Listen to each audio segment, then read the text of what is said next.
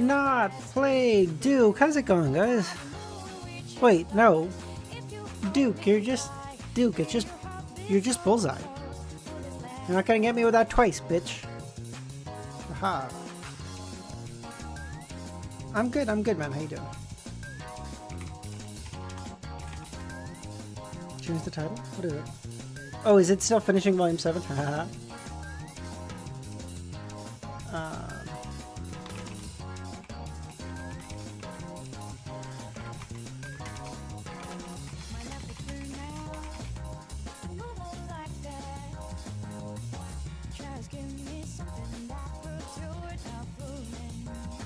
Harsh, how's it going? Oh, try Word 500? Oh, yeah. Oh, you told me this yesterday, too. I'll check it out. Yesterday or something. You told me about it. Kinda aimless today since I just read all the Mushoku Tensei light novels.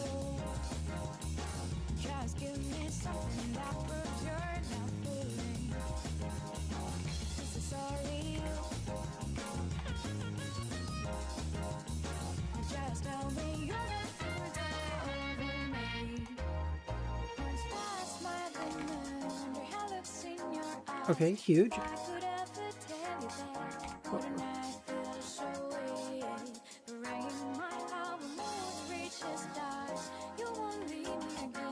Is this a word? What is this? What? What is flume?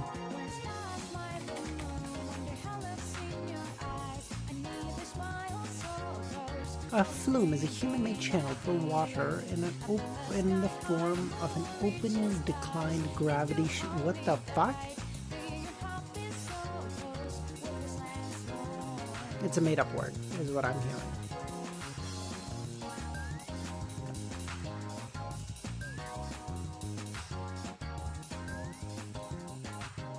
Hope, how's it better than Shot True?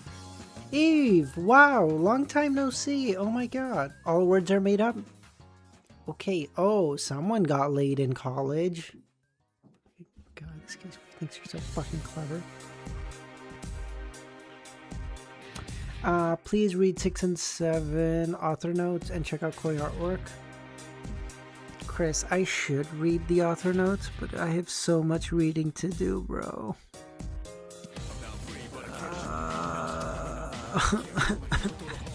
I have to read like what, over 50 chapters in 3 days. Woke me up like a sleep.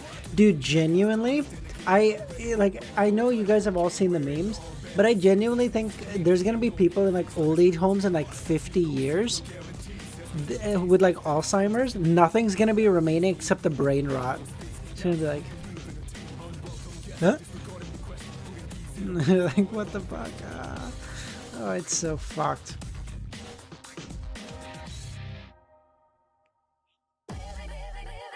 Bingo. That's right. That's good.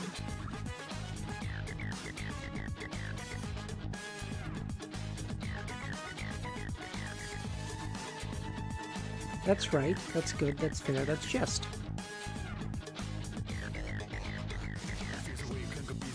Bingo. That hit the mark. That hit the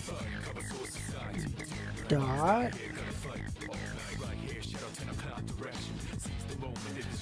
Juggling. Ooh.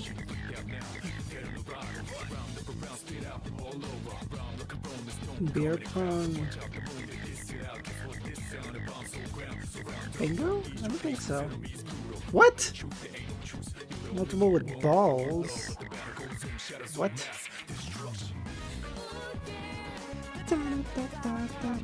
That's on the money, on the mark, on the nose, on the dot. Let's go!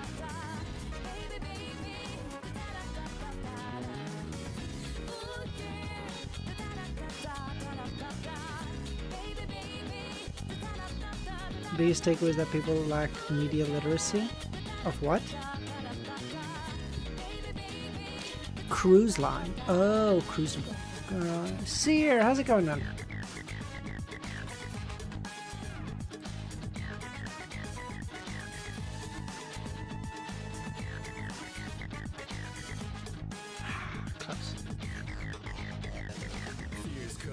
Let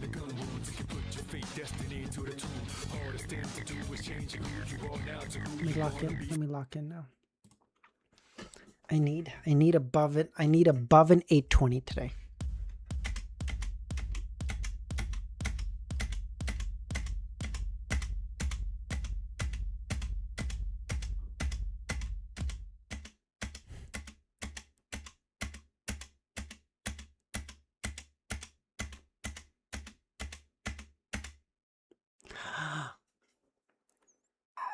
That's so bad. That's so bad. That's so bad. Oh my god. 787. Ew. Sarah, if you want to try it. Fuck, that's so disgusting. Ew. Okay, don't say damn. Okay, don't. You have no concept of what's good. Okay, just because I told you I was aiming for an 820, you're like, wow, 780, garbage.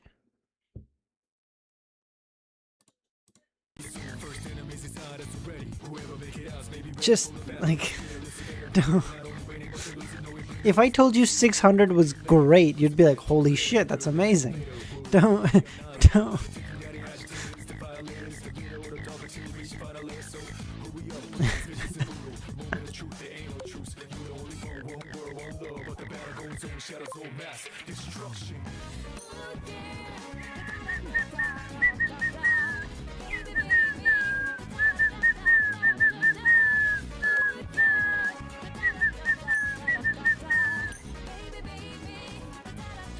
Harsh, the fact that you have to do it just typing it out like a plebeian brings me more joy than you will ever know.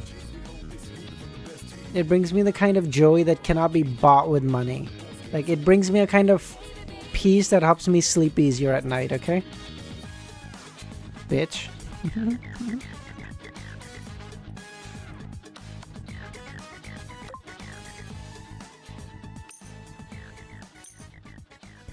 Who says plebeian? Fossil. Your mom taught me the word last night. Fucker.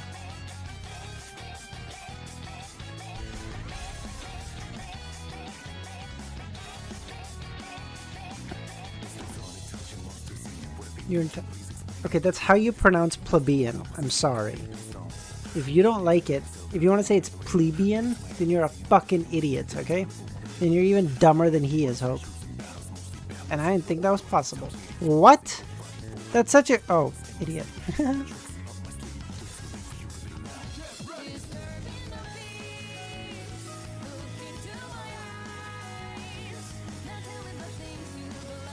Caruana... Bro, I'm not Fabi!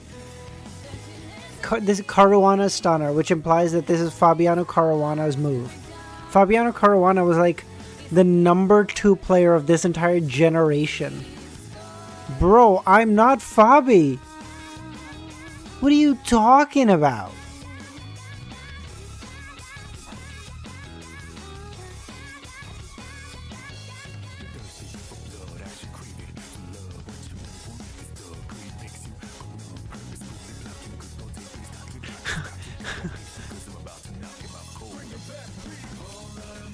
What's your ranking? Like when I used to play super often, it was like I think like I just reached 1300. That was about it. Right now I'm like a way worse. If I was 1000, I'd genuinely be surprised.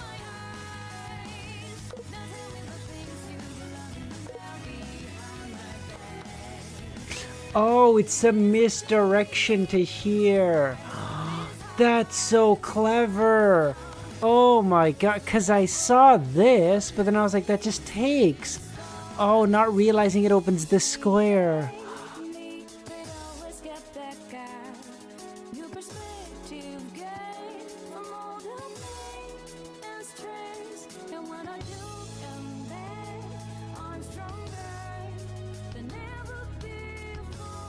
Not why.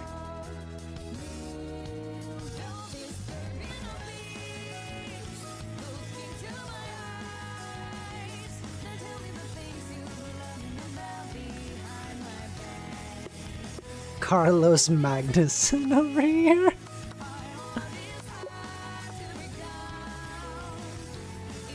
When will you start playing Mahjong?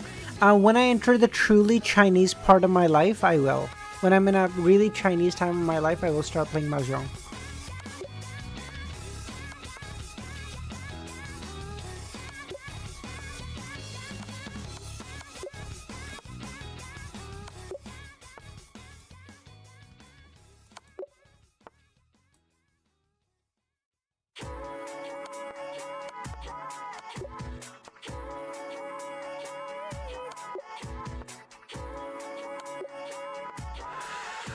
Is Mother...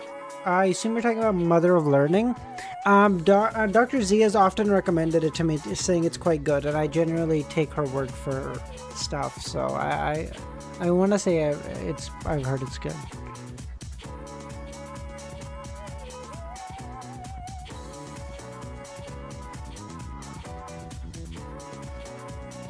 You ever play Road to Empress? Is that the game and or show that Ludwig was on? And you have to teach them bits and pieces?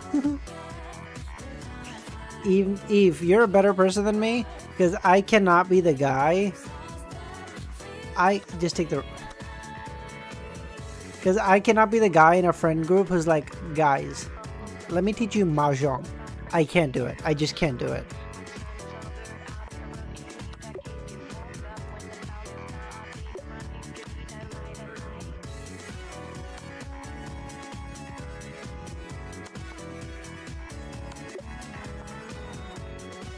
I knew it through the Northern Line before Ludwig was on that thing. I ain't no LARPer.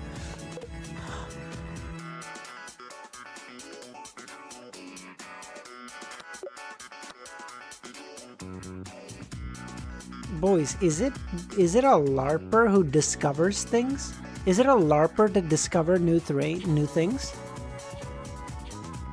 If you didn't know of a thing and saw it online and then went, wow, that looks cool, let me try that, does that make you a LARPer? You have to know if you don't already know a thing, you cannot ever partake in it, otherwise you are a fucking LARPer. If someone ever showed you a thing that you did not know and you start enjoying it, you're a LARPer. Like, what? Fellas, is it gay to like women? Like, what is this question? What the fuck? What are you talking about?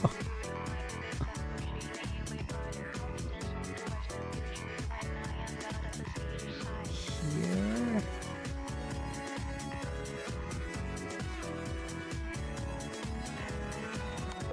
I don't know.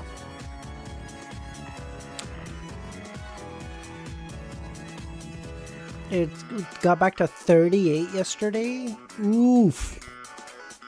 It's gonna go to 29 next week, and we're gonna go to the beach. So I'm excited for that.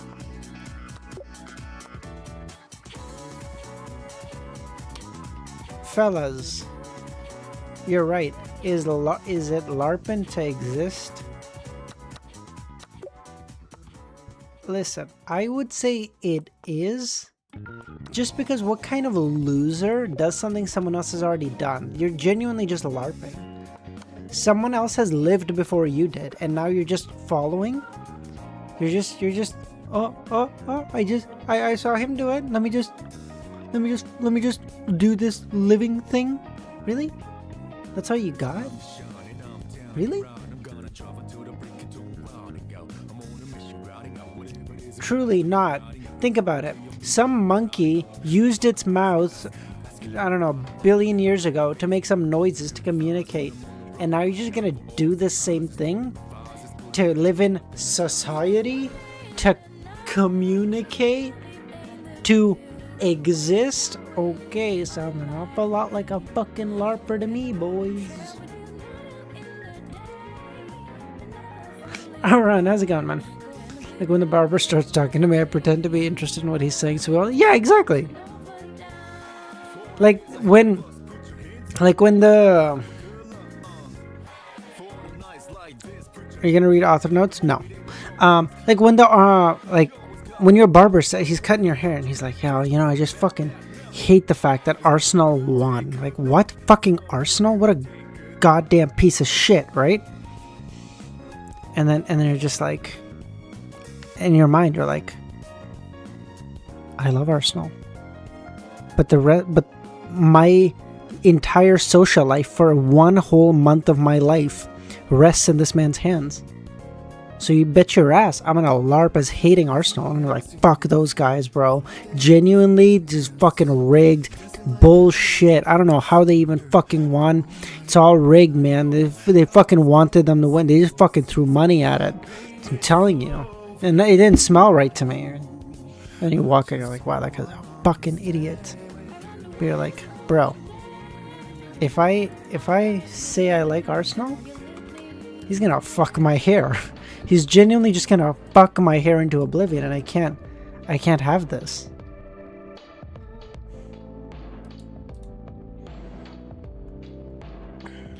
About Big H not winning the war?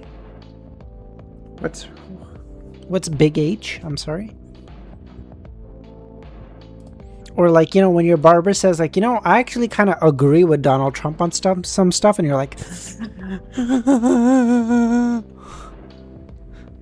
oh, that war. Mustache man, I apologize. Yeah. You know, when your barber's just like, you know, Donald Trump is kind of actually based on something. You're like, yes. Just cut my fucking hair, man.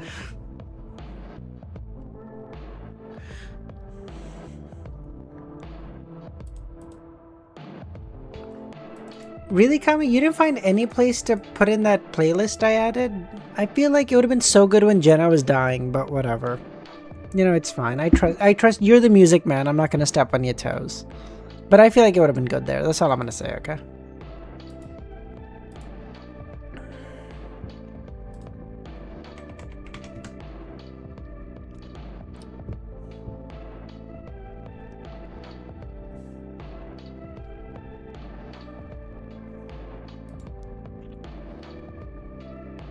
I mean, fellas, is it wrong to say that Donald Trump is a God-fearing family man who has made some mistakes?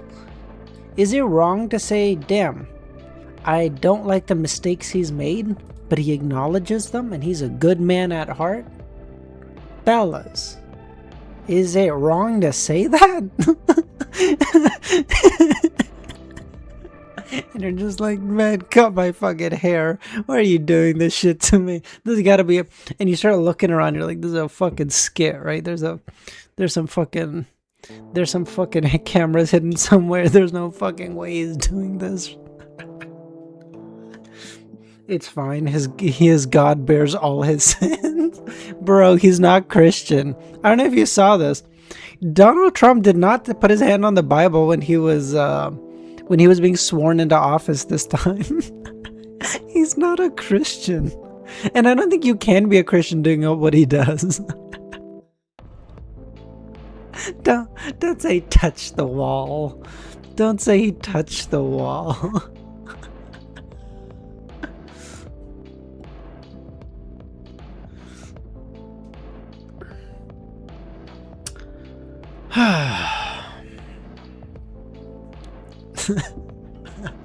I hate you, Kami.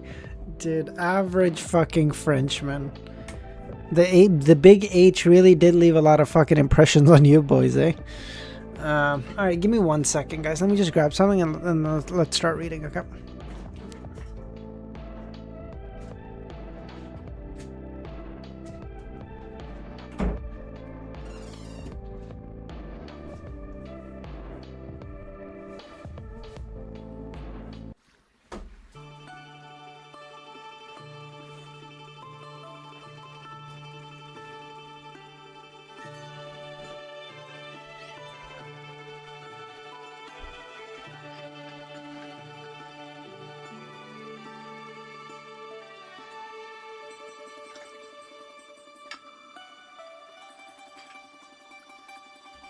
Harsh, you never truly learn, huh?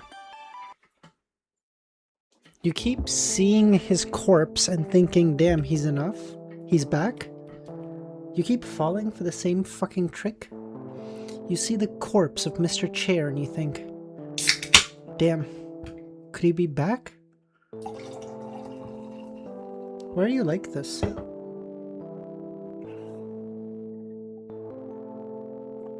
Eve. Coca-Cola. What has been will be again. What has been done shall be done again. Trier, Lamarche de Courtier the gentleman. Leon, scholarly in appearance, stood at the front of the living room, his expression solemn as he preached to the members of his congregation. He had moved out of the motel because the congregation had grown.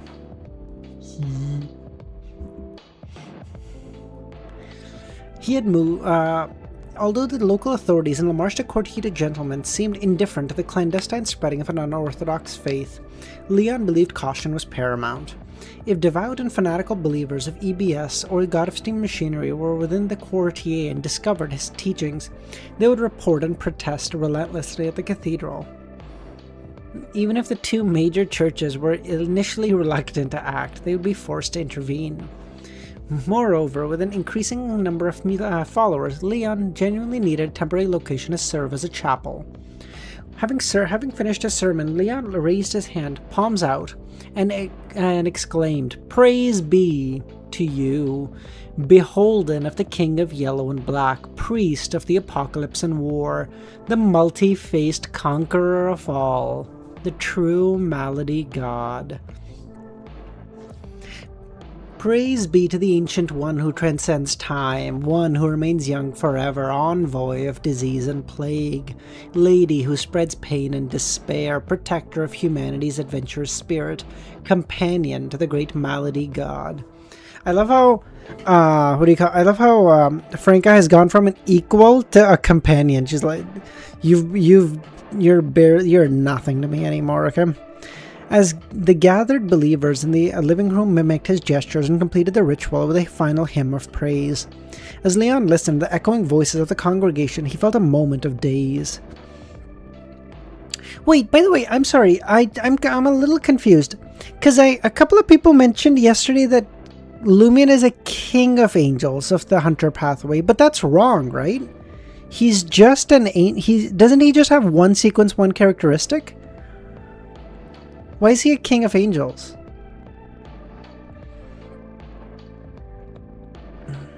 Oh, the other companion. Oh, you see, Chris, after what I was reading yesterday and completely missed, you understand you understand how simple my mind is when it comes to these things. He got access to uniqueness.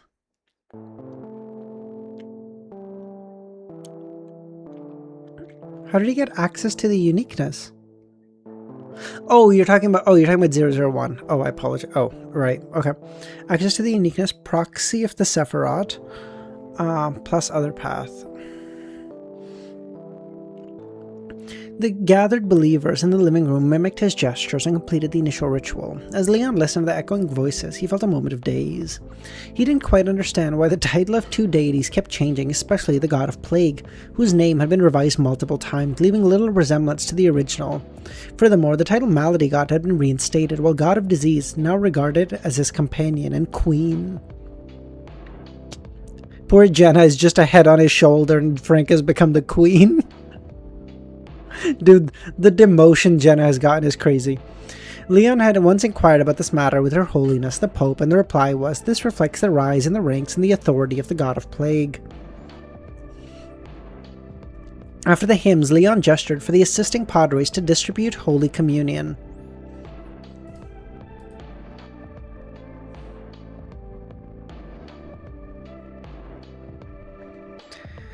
Moon, like you wouldn't believe, I am so fucking tired. Like, genuinely, I'm so tired, and I was like, but we keep going, it's fine. By the way, my Sunday has significantly cleared up, so if you guys want, we can do, instead of a 30 chapter stream on Saturday, we can do 15 and 15 on Saturday and Sunday. My Sunday's cleared up a decent bit. I had like so much stuff, and then one of my friends was like, I actually can't make it. Like, do you mind just coming over where I live and we can just like hang out here, and I was like, brother, I'm not driving, okay? I can't. I'm so tired. Fuck off. You're too tired. You're busy to meet. We'll meet next weekend. Fuck, I don't care.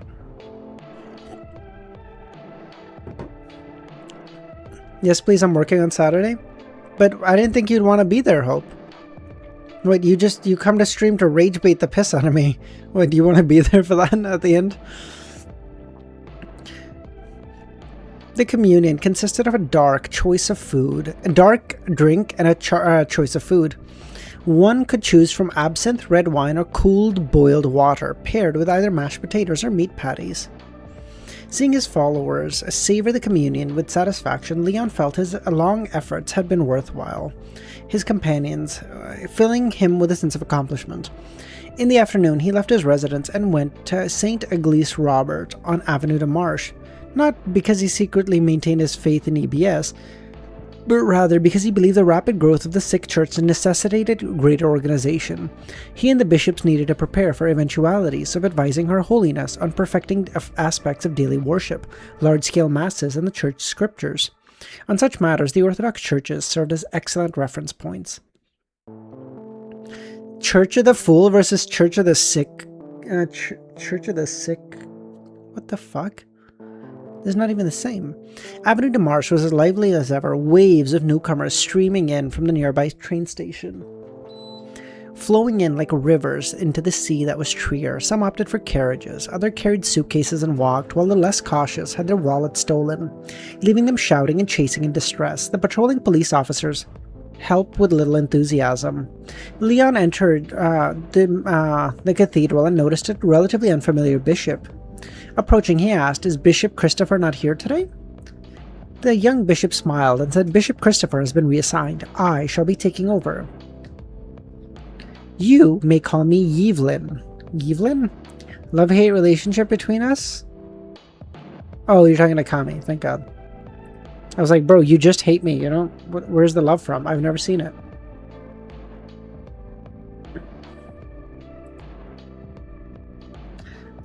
In his hometown, aside from the rapidly promoted padres and bishops, nah, I'm just kidding, I know you made the fucking website, man, I know. Most would remain in one place for years, some even decades, overseeing a single cathedral. Yet, the cathedral had seen 5 bishops in just the past year, and now the 6th. No, I mean like right now? What? Look at the room?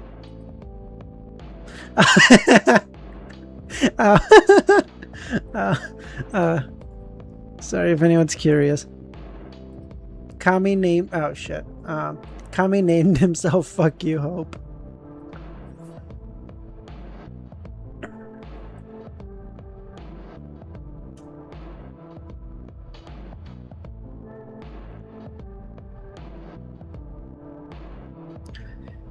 When I arrived in Trier, the bishop back then stayed for more than a year. Leon's thoughts shifted to the numerous changes within the church over the past year.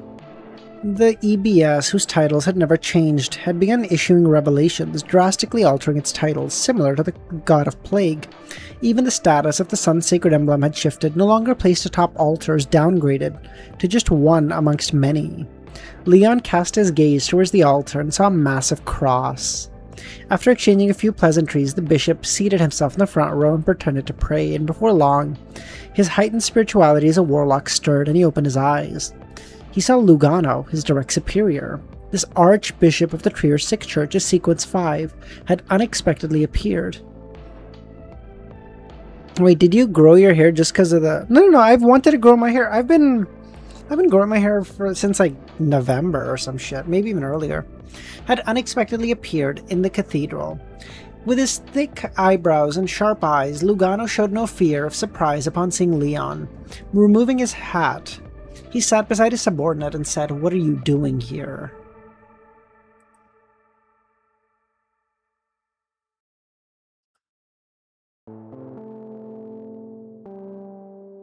With Your Grace, I wanted to learn how to deliver better sermons, Leon answered. Me too, Lugano smiled. And to feel the sunlight. Feel the sunlight? Leon asked. Lugano stared at the cross and said, "I always feel like the sunlight outside isn't bright enough." isn't warm enough, doesn't dispel the cold and fear. Only the sunlight here reaches my soul and lets me forget my unease. Unease? Leon felt a sense of unease. What unsettled him most was that the Archbishop bordered on blasphemy. What cold and fear could the great Malady God and Malady God Queen not resolve? Why not pray to them instead of coming here? Will I be silenced for hearing such words? As Leon's anxiety grew, Lugano shifted his gaze to observe the new bishop and said, "I've been having nightmares for a long time. Haven't you?" "No," Leon replied. Bro, the Great Mother gotta die. The Great Mother Goddess of Depravity. I don't care if we kill no one else. That bitch gotta go. As a warlock, my spirituality is strong. I only feel unease with a sense of trouble, which helps me avoid or resolve it, as unease disappears after.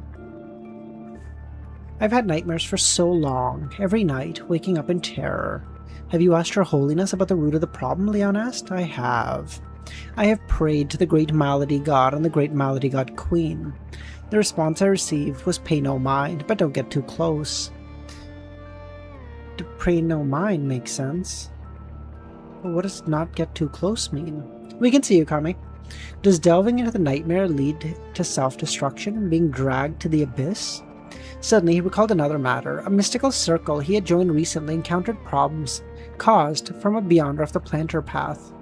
He recalled another circle. The host and many members warned to beware of the planter and apothecary pathways. His Grace is a sequence 5 of the planter pathway. Could these nightmares be related to the abnormalities in his pathway? As Lugano continued, Her Holiness told me that at my lowest I could sit in a cathedral of the EBS. I understand, Leon said. Deep inside, however, he resolved to report this to Her Holiness through the mirror. He couldn't simply take his words. Lugano remained at the cathedral until evening, before leaving to tend to the various affairs of the sick church. Late at night, he returned to his apartment. After drinking a glass of milk and stretching, he returned to bed. After washing up, he lay on his bed, turning off his gas lamp. He stared at the ceiling immersed in darkness, at the crimson moon seeping through, observing the twisted patterns formed by the interplay of light and shadow. He was afraid to sleep, to dream. Kami, it's not just you. I keep disconnecting from chat. It happens like momentarily, but like it'll say disconnected, reconnected. But like I disconnect from chat too, and I'm not dropping any frames. It's not me, it's YouTube. He once tried altering his routine, working at night and resting during the day, but the nightmares still came. He didn't know how much time had passed, and in a daze, Lugano suddenly awoke. He saw the grey fog and the water-stained stone slab. It's here again. The nightmare has come. He staggered to the edge of the grey fog, but dared not step beyond it, lingering there, gazing to the depths of the dream. In a distance, he saw a familiar street, the one where he lived.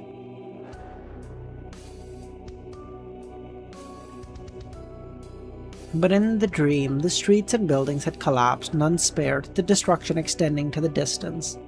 Under the moonlight, the ruins appeared chaotic, desolate, cold, and still, yet they exuded a peculiar, eerie beauty. Green plants had overtaken the buildings. Some grew so densely they seemed to shroud out the dead structures. Others bore fresh fruit.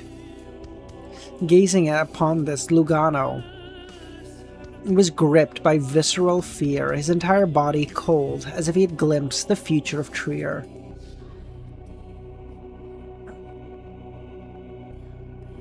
This was the nightmare he had experienced. Hope. This only started happening once their engineers started fucking using ChatGPT to code, I'll say it. A lifeless Trier where all humanity had been buried and every building crumbled. A Trier bathed in crimson moonlight perpetually. Lugano stood at the edge of the grey-white mist, not daring to take a single step further into the lifeless Trier. He had always strictly adhered to the instructions of Her Holiness. Also, his heartfelt choice. As usual, he remained hidden in the grey fog, observing the changes. He didn't know how much time had passed before a figure emerged from a building, a deer, walking on its hooves, happily nibbling at the fresh fruit. This seemed quite normal, much like how quickly nature reclaimed towns abandoned by humans. Yet Lugano saw that as the deer ate pieces of bloody flesh, not flesh, but raw, blood-covered fawns fell from its abdomen, freshly born. The fawns stood up, clustered around their mother, and suckled at her teat. In just a minute or two, a sizable herd of deer was born. They moved behind a few collapsed buildings and disappeared. Lugano was not unfamiliar with such a scene, and over the past year he had witnessed it too many times. The act of birth and new life, evolving from shock, bewilderment, fear, and disgust. Even so many frequent instances of reproduction and birth, Trier and the nightmare remained deathly silent. These newborn animals seemed to disappear almost as quickly as they appeared. Lugano forced himself to look away, to retreat deeper into the mist. This was his learned wisdom. Every nightmare contained something new and horrifying, gradually amplifying his inner unease. But without such escalating horrors, with the mere silent crimson Trier and the wild animals repeatedly birthing offspring in the grotesque ways, would not have been enough to break him, to sustain his daily fear after all. If in the same scene or event, repeated day or day after, without directly harming the observer, resulting in desensitization rather than continued unease. But Lugano couldn't bring himself to leave the edge of the fog. Deep down, he yearned to stay and continue observing, hoping to find the root cause of his dreams. Sometimes he even felt that watching such scenes was the only time he truly felt alive. As he watched, Lugano's gaze froze, and at the end of the street, 5 figures appeared. 5 humans. The figures seemed partially merged with the darkness, untouched by the crimson moon, making them shadowy and indistinct. Leading them was a man in brown, lightweight trench coat pinned with a golden brooch. He had golden hair, golden eyes, and a golden beard, holding a sword that seemed condensed of pure light. Behind him, 2 men in white robes embroidered with golden threads carrying a corpse. The other 2 flanked behind them on the left or the right, walking slightly ahead and behind. Lugano opened his eyes, straining to make out these figures, and more importantly, the appearance of the corpse. But for some reason, his attention was drawn there. As the 5 figures drew closer, the face of the corpse became clear. It was Lugano himself. What? How? I'm alive! Propping his hands against the blood-stained stone slabs, Lugano sprang to his feet. He rushed to the edge of the fog, determined to confirm whether the corpse truly looked like him.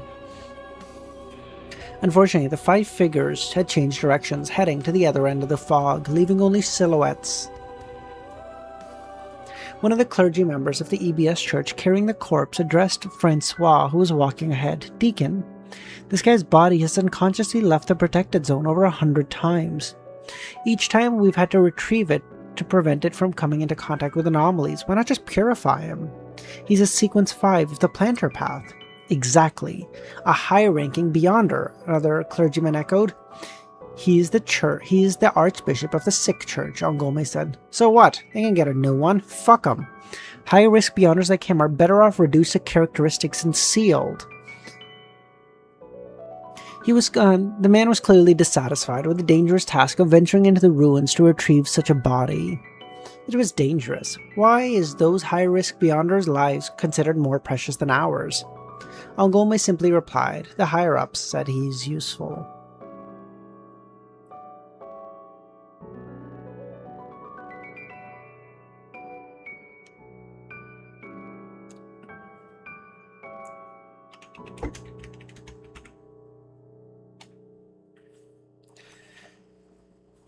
As Orlan stopped arguing, he couldn't help but look to the sky, the moonlight eerie and bright, overshadowing the stars, as if the moon itself was nowhere to be seen. "Why did it suddenly turn out like this?" Orlan muttered. "What do you think of this scene?" "I don't know." It's so weird, because they're of the EBS church, right? Angome is of the EBS church. So EBS is telling EBS, who is now the primordial God Almighty, basically, is saying he will be useful, which clearly means the sick church in some way is going to be useful to the primordial God Almighty. That's weird.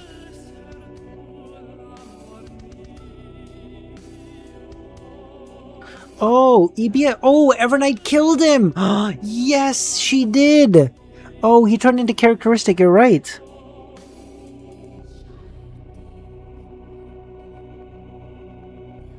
Oh. So now it's Adam at the head of this. Oh, and that's why there's a cross at the front. Because Adam is now heading the church. And now the sun is one of many symbols. Oh. It's Adam at the head of the church. So Adam is saying he's going to be useful. So Adam is protecting the Evernight. Adam is protecting the thing. By the way, what is happening? We have 32 people in here. This is like the biggest fucking COI stream I've ever had, I think. What's happening?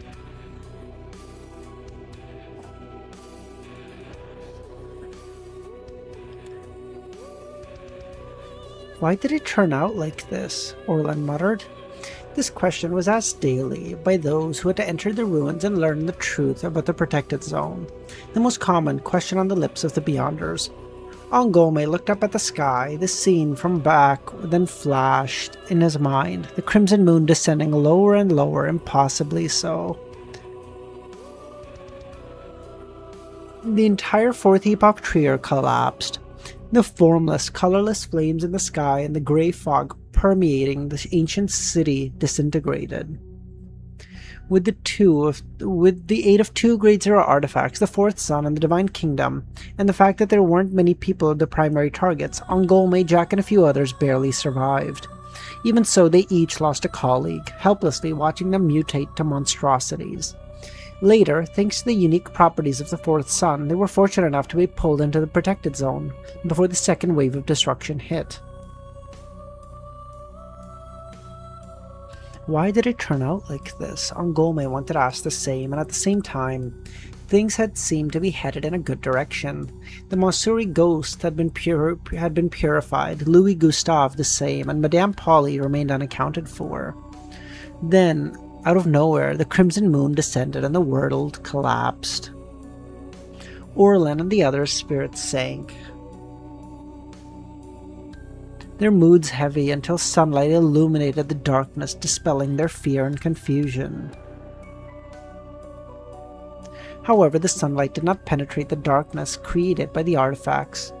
This control was intentional, otherwise it would have exposed a significant risk.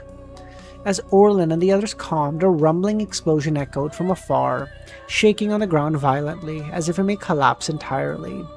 Orlan turned toward the sound. Thick, white fog spread in the direction, and with it prowled a gigantic monster with 3 heads. It's just looming. It's like, guys, we're friends, what the fuck? Violet flames ignited within the fog. Silver-white lightning illuminated the interior, cracks on the ground extending all the way to Angome's group. Even from a distance, Orlan and the others could feel the aura of destruction. Unlike the quiet gestation of life and death in Trier's ruins, this was brazen, ostentatious, and wanton destruction. I don't know one guy who has this many alts. I know one girl who does, though. Fear gripped Orlan, but she's asleep. Fear gripped Orlan as he prepared to avert his gaze. But out of the corner of his eye, he caught sight of a female figure, sitting atop a collapsed spire of a clock tower, her feet dangling. Behind her, the 3-headed monster prowled, bringing volcanic eruptions, thunderstorms, blizzards, earthquakes, and flames. But none of it touched her.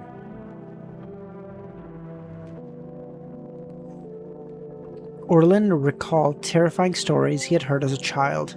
A witch and the monster she commanded. Deacon, should we interfere and clean this up? I'm worried if this continues, the entire trio will collapse. No need, Ongome said. Remember, in this ruins, never do anything beyond your task. It is not only dangerous to us, but could threaten the maintenance of the zone. Sometimes, when you think it is a good deed, it may worsen the situation. Yes, Deacon. They had all heard stories of colleagues disappearing or mutating into monsters in the ruins. Countless teams had vanished in these ruins.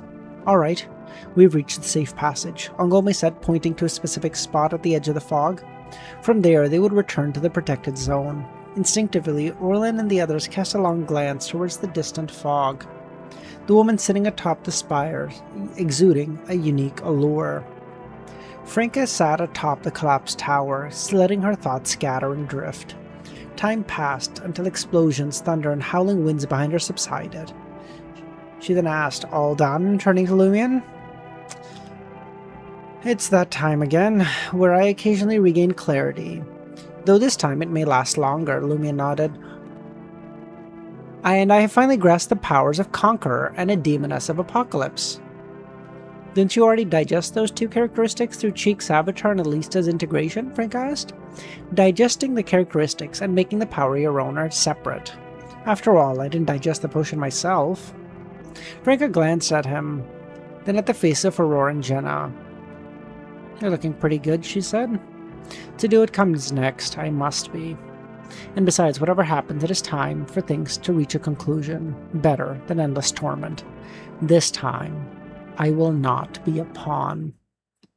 I'll do what I want to.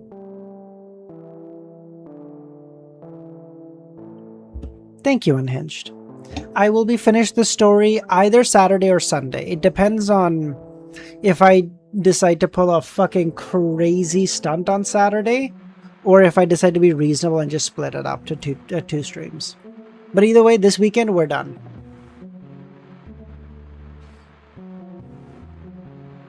Franca and I had previously avoided certain phrases, but since Lumion brought it up himself, there was no need to tread so cautiously. So are they just in the mirrored trio right now? I know, Hope. It's so sad. I used to like you so much, and I used to hate Unhinged so much. But now I don't know what to believe anymore. Ever since she was pulled into the protected zone and learned from Anthony and Ludwig what had happened, she felt that though she had developed a pawn arrangement PTSD, whenever she heard similar things, her heart clenched. I can't speak! I can't fucking talk! This symptom showed no signs of improvement over time. Lumion was silent for 2 seconds before raising his right hand and flicking the dark gold mask at the center of the head on the left shoulder. With a clang, the face of Cheek and Tudor furrowed their brows. After nearly a year of adaptation and mastery? Lumion could now exert tangible control over the two faces when in his lucid state, though some nuances were beyond him. After flicking the mask, Lumion spoke.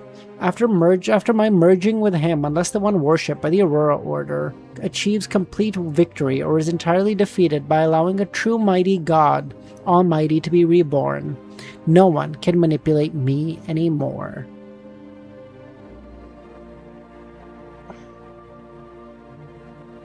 That's some aura, though. This guy said a partial God Almighty cannot control me anymore. I don't know if I believe that, but sure. That's cool. Look at us. We've entered the ruins, made such a commotion.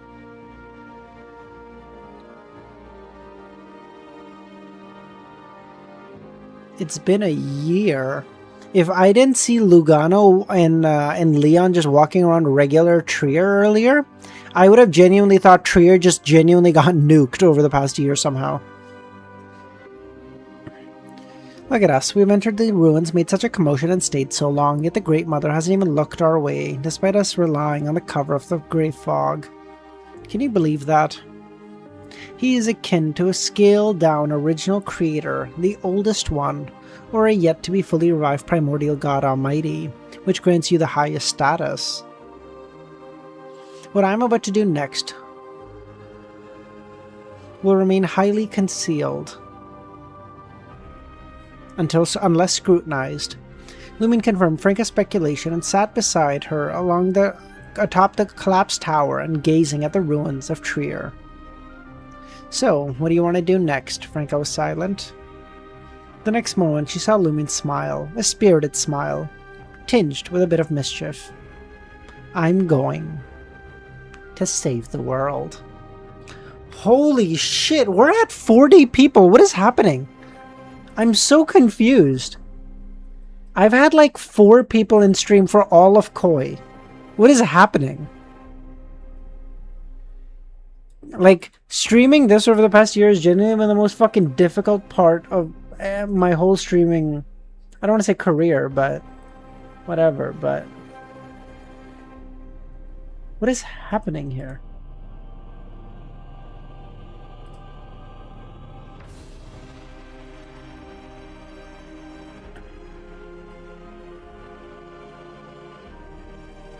For a moment, Franca felt as though she was listening to some kind of prankster. Have you any chance of succeeding? She asked. Might be a visual bug? Maybe, but I mean, it's so weird. The way it's climbing seems... I mean, maybe. I might be wrong. If I don't act, and the Great Mother completely overpowers the half of her half of the will, and achieves fusion, if the barrier in the sky fails, there will be no hope. But if I act, at least the hope isn't zero. It'll be a sliver.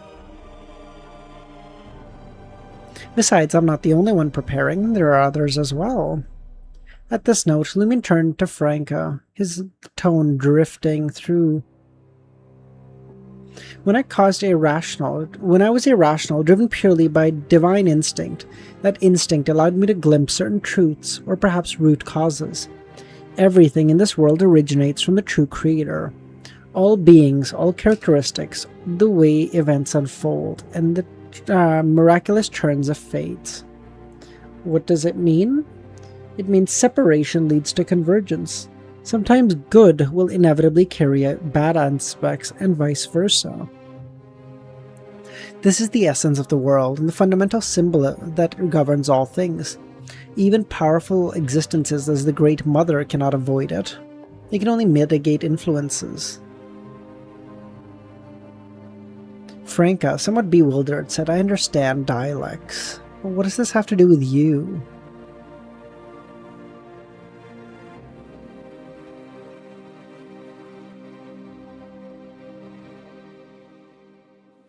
The Great Mother's prior arrangements undoubtedly demonstrated her level of power and wonder.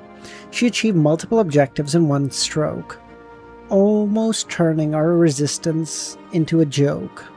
But with every good aspect comes a bad one. Her arrangements have left things that we can exploit, which may prove critical later. Like what? Frank asked. There are things you cannot know yet. You are not an angel. Simply put, the Great Mother has set many things to ensure Amibella's true birth. Some succeeded and some failed, and some were kept as backups. They all left a certain mark, even physical remnants. For existence the bird egg deep in the underworld. For instance, Lugano. Lugano? You think he's still useful? I have figured it out. He was drawn to me by the fragment of Zadis in my soul. It is because of his presence that I got involved in the Father Monty matter and obtained Amibella's remains. After that, he was essentially useless to the Great Mother. It is only due to the corruption stemming from his characteristic that he possesses a certain peculiarity in his dreams. I won't plan anything for him. As long as he's alive and still submits to me, he will play the role I need. Franca didn't delve deeper as she wasn't an angel. She stared blankly at the head of in the center of Lumin's shoulder and said, But what can you, a king of angels, do right now? You know what I was like, and you know what I have been through. I'm nobody. Even if I've stood at the center of the stage and applauded, all because strings were pulling me from behind. Don't comfort me. I haven't given up on myself. I learned something in the Dream City. Even the most foolish person, after thinking 1,000, 10,000 things, will eventually get it right. And now, as someone who has failed more often than he can count, I shall challenge the future. And maybe this time, I succeed. Anyway, it can't get worse for me than it already is, right?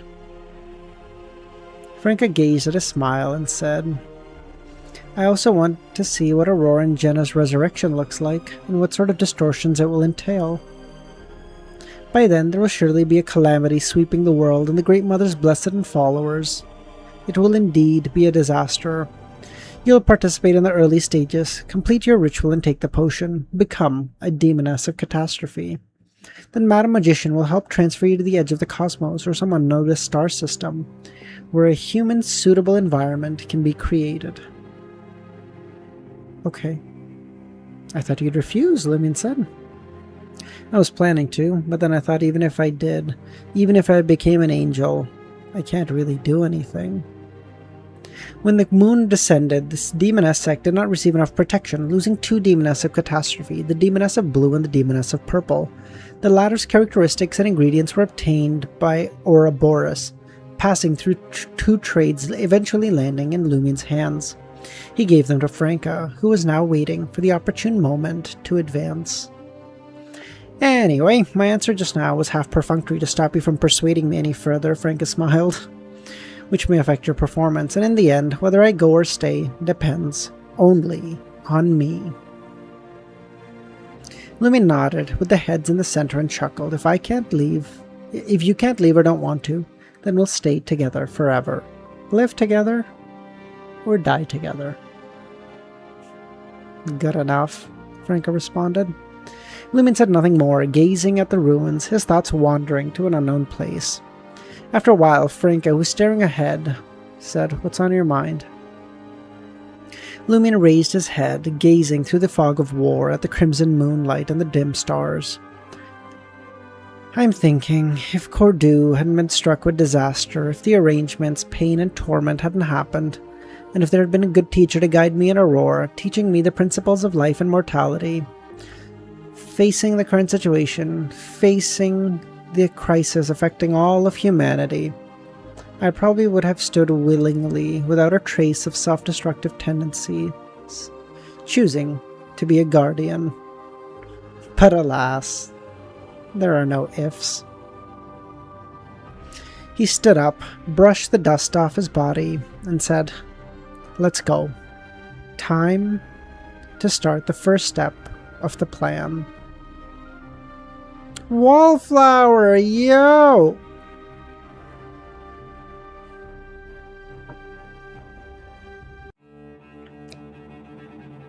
In Trier, inside that luxurious villa, LEMMiNO and Franca entered the living room to find Madame Justice sitting on the single sofa, chatting with Anthony.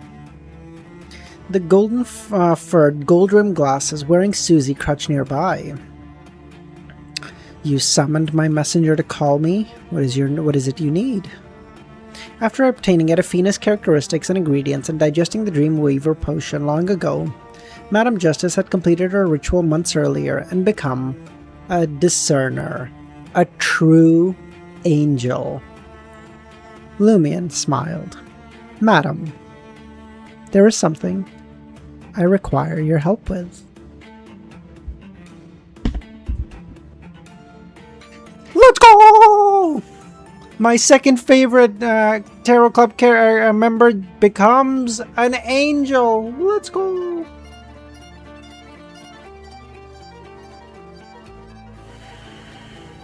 Don't say took her long enough. Okay, don't be like this. Why are you so negative? Why are you such a negative Nancy?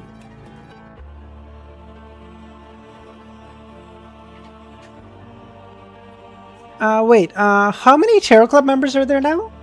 Is it 10? 11? How many are at?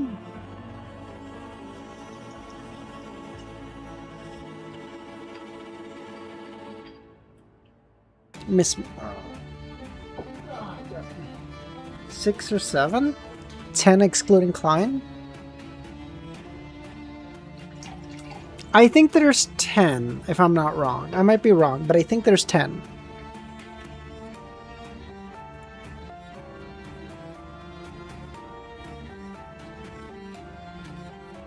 Oh wait.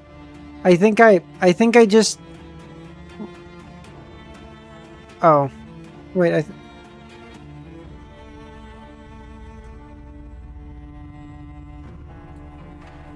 okay. 10. If there's 10... Oh, that was you? Okay, we're fine. Wait, did I permaban him? Stop, did I?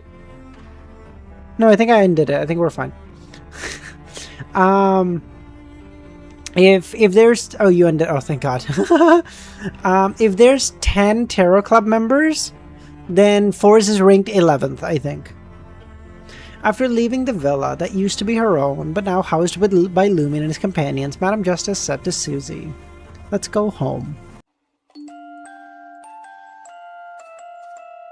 Home? Yes. To Backland. Madame Justice smiled, her eyes sparkling, filled with anticipation and hope, as she had returned to her girlhood. Susie understood her meaning and said, "Okay." Over the years, she and Audrey had returned to Backland on occasion. After the Crimson Moon's descent, they even stayed there for a time, secretly protecting their family. But this time, Audrey truly wanted to go home, to be with her family. Audrey's figure became ethereal, carrying Susie, who was now a manipulator. Dog almighty! Dog almighty! It's happening! It's happening! It's happening! Her voice tinged with emotion, lingering at the spot before fading into the wind. The prelude to the final battle is about to begin. If I don't go home now, there won't be another chance, and I don't wish to face the apocalypse with regrets. Audrey and Susie emerged from the sea of subconscious onto the street close enough to Empress Borough. They didn't rush home, but instead strolled along the street, savoring the mundane pleasures of life. No one noticed them, nor did they realize that the daughter of the Earl Hall was wandering through the crowd without a maid or a bodyguard. At this time, well-dressed gentlemen in top hats and ladies with parasols were moving in and out of department stores, cafes, and opera houses. 2 or 4 seater carriages hurried by while small circus performed by the fountain, surrounded by children. In the distance, a steam-powered 4-wheeled vehicle chugged away, its vibrations fading into the road. Audrey observed the scene with focused attention, making no efforts to hide her nostalgia. Suddenly, she sensed something unusual and turned her gaze towards a man and woman about to board a carriage. A man in a black suit and a woman wearing a yellow flowing gown. The moment Audrey looked their way, they froze. Plants, some brown, some green, burst from their tear ducts, nostrils, mouth, and ear canals. Branches and vines.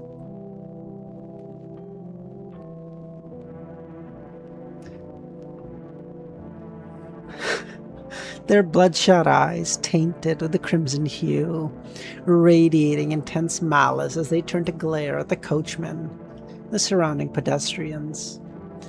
They seemed to decide to hold back. Stop, guys. You're making me laugh. It's serious. Jesus, stop.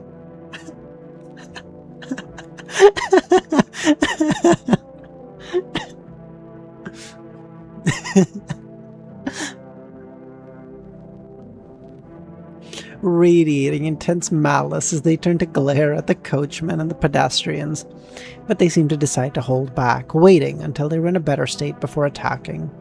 But their transformations did not go unnoticed. Screams of terror pierced the street, echoing far and wide. Pedestrians fled, and in just seconds the area around the man and woman became desolate. The madness erupted, and with a loud bang, chunks of flesh mixed in with plants and moonlight splattered. Soon a team of Nighthawks arrived. They dealt with the nauseating remnants. The fleeing pedestrians slowed, some returning to their conversation, others stepping to cafes to order coffees, appearing to relax. The coachman returned to the carriage, gazing into the distance, waiting for passengers, none paying much attention to the Nighthawks' cleanup, or even looking at them, as if they had forgotten what had just happened, returning to their lives. Audrey stood and watched, sighing, and continued walking towards the Empress Burrow. Before long, they entered the sea of collective subconscious again, emerging in the corner of her long, unvisited bedroom. Inside, another Audrey, dressed in a green and white gown, sat, fastening a pair of pearl earrings. She turned to look at Audrey and said, "You're back! You've become an angel?" "Yes. It took a long time to prepare the ritual, but I did it 2 months ago. The ritual for Sequence 2 Discerner required delving into the subconscious of at least 10,000 humans, uncovering their deepest fears, most primal desires, and the root of their psychological issues, then leaving a mark. This was not only tedious but very dangerous. Every human contained godhood and was subject to the erosion and influence of the sea of collective subconscious, inheriting the most profound cognitions and impressions of ancient humanity. Chaos, madness, and instinct lurked in their subconscious. Exploring these depths risked corruption, instability, or even derangement. In this ritual, the quantitative requirements could be reduced by targeting the high-ranking Beyonders. But this entailed greater risk. Delving into the subconscious of Madame Magician could mean encountering the imprints or shadows of the celestial worthy. Choosing LEMMiNO would suffice as the ritual, but would involve facing the most primal and frenzied of mind, even glimpses of the original creator or the primordial God Almighty. I love how LEMMiNO is so fucking... I love how LEMMiNO is so fucked up. It's like, yeah, look at him. 10,000 people put together aren't as fucked up as that guy. Just he's good. That's fine. You got through that. You're good. You're good.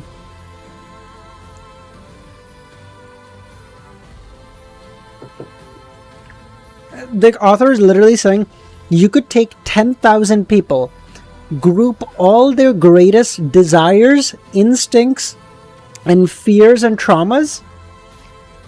LEMMiNO shit is still worse than that. Think about how many people 10,000 really is. 10,000. Jesus. Wasn't that dangerous? Audrey asked. Though over 20 years old, with mature demeanor and temperament, a trace of girlish innocence lingered. Audrey smiled. It was indeed dangerous. During the preparation, I witnessed the worst of humans. The wildest desires, the most chaotic perceptions, and the noblest virtues, the most beautiful emotions, and the highest ideals. Sometimes the contradictory elements existed simultaneously. We are complex, Audrey nodded. You've been to many places over the years, haven't you? Yes, I lived in the East Borough for a year. Miss Moneybags Hall lived in East Borough? Ugh. wait, hold on. I have something for this. I have a meme for this. Hold on. I have a meme for this.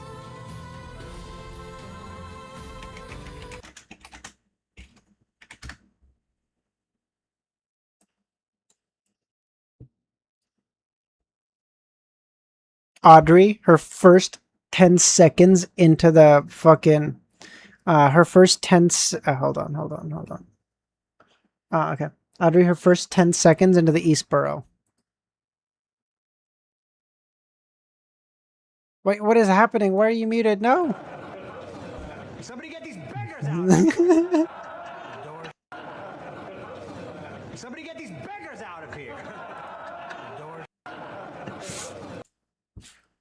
I'm sorry. Back to it.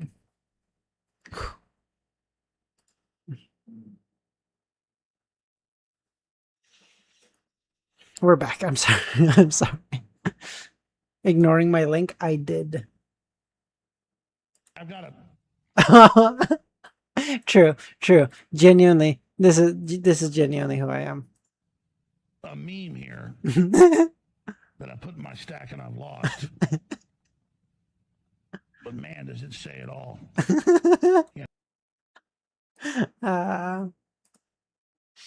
Alex Jones, they did you dirty, brother.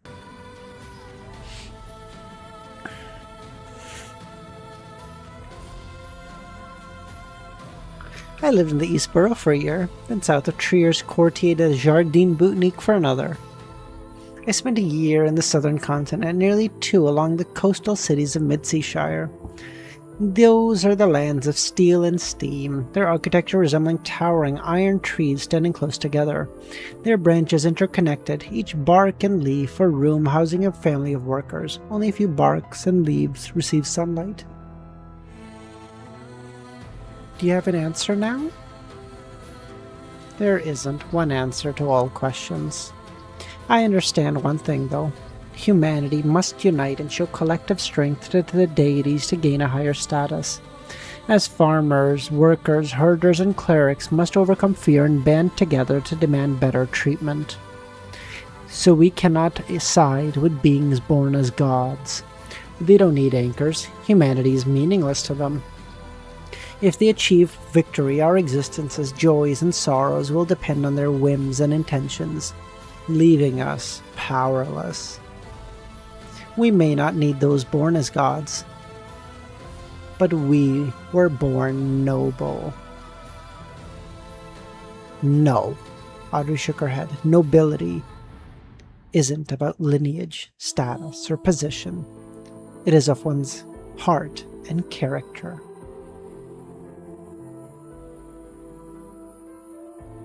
Welcome home, Audrey said with a smile, clapping her hands against the justice. With a crisp clap, the two figures merged, inseparable ever again. Audrey now donned the gown, fastened the earrings, and applied makeup, leaving her room, descending the stairs, passing the hall, and arriving at the second floor of the ballroom, accompanied by a lady maid and Susie. Chandeliers hung overhead, an orchestra played, and men and women in floral attire mingled, chatting. Audrey took a glass of pale golden champagne from a passing tray and stood by the railing, gazing down with a gentle smile, watching her father, her mother, and those nobles chatting, as well as her brothers waltzing with their partners. She didn't join them, content to simply watch. The curse of a spectator, even now. She came all this way to be with them, and she still said, "Nah, I'll just watch. I'm just happy to be here." You idiots! Go join them. You could have watched them at any time. Go be with them. Go be there.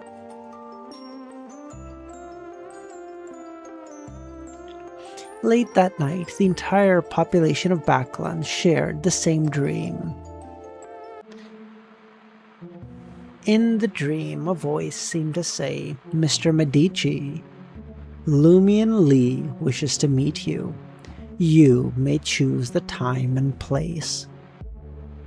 Normally, this voice would only echo in the dreams or minds of the Backland residents, spreading to the other cities slowly, through the nations, through the sea of selective subconscious. But this time, it reached beings outside Backland almost instantly, with no delay at all.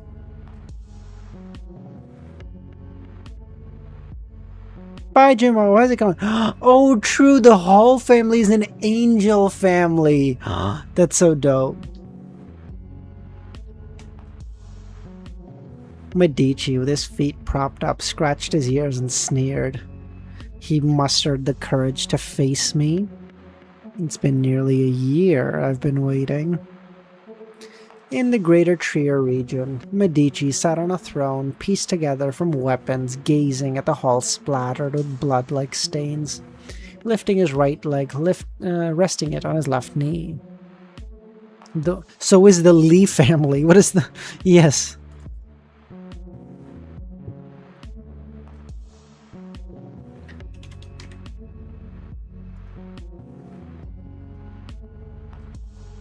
Not to mention, what is the Moretti family at this point?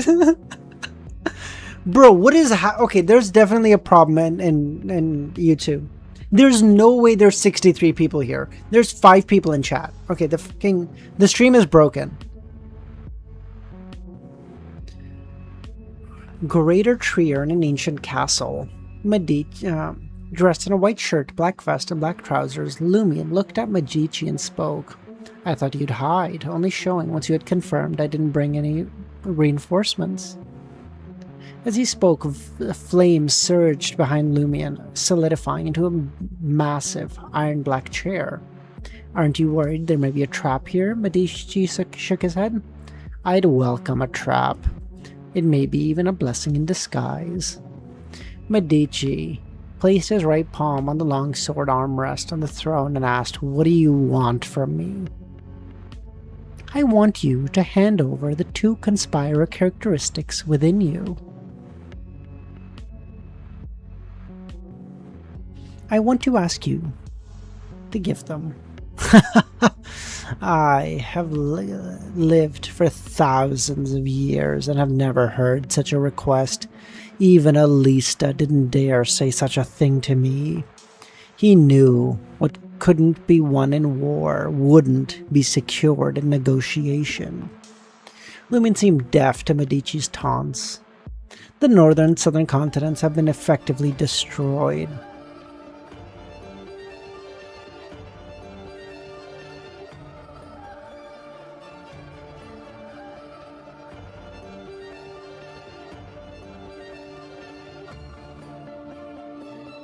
What?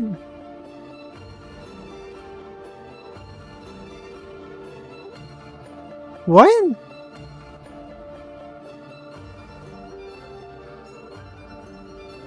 What the fuck?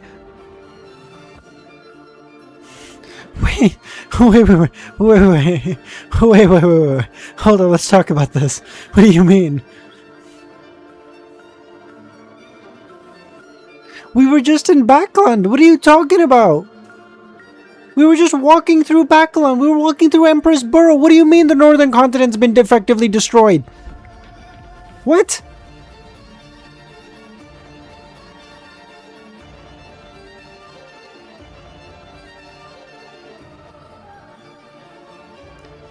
If not for the one warship by the Aurora Order forcibly accommodating the Chaos Sea, buffering the impact of the Mother Goddess of Depravity's descent, if not for the cooperation between him and Mr. Fool in created protected zones, humanity would have long collapsed. All of us, myself included, would be dead by now, only to be reborn into something else.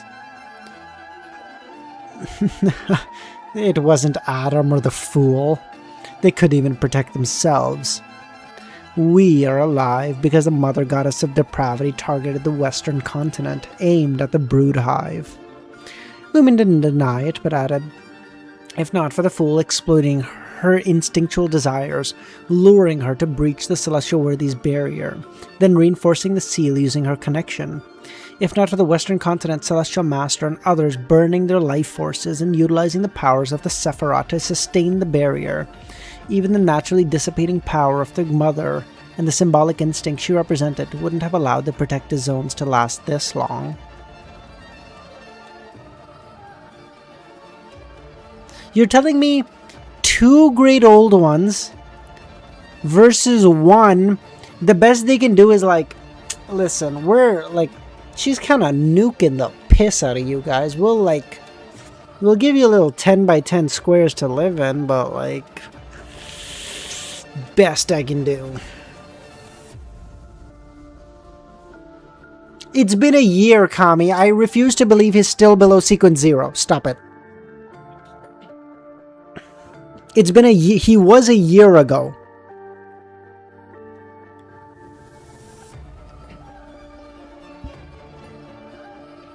Oh, back then, true. Yeah, I guess he was still fuck. Fuck. Holy shit. Holy shit. But even those measures are nearing their limits. 2 months ago, the Mother captured the Brood Hive within the Grey Fog sealed in the Western continent. The broodhive yearns to see its eldest daughter truly reborn, but it resists remerging with the mother goddess of depravity. It has developed self-awareness and enjoyed its completed form from 7 or 8 millennia. Maybe longer. It certainly doesn't wish to die now. At present, the mother and the broodhive are locked in a tug-of-war. Both the world of ruins and the western continent have attained a fleeting peace, only with the naturally dissipating force of the maternal symbolism still exerting their effects. This may be the last peaceful respite. No one knows how long it will take for the mother to utterly crush the will of the broodhive and accommodate it. Perhaps a year.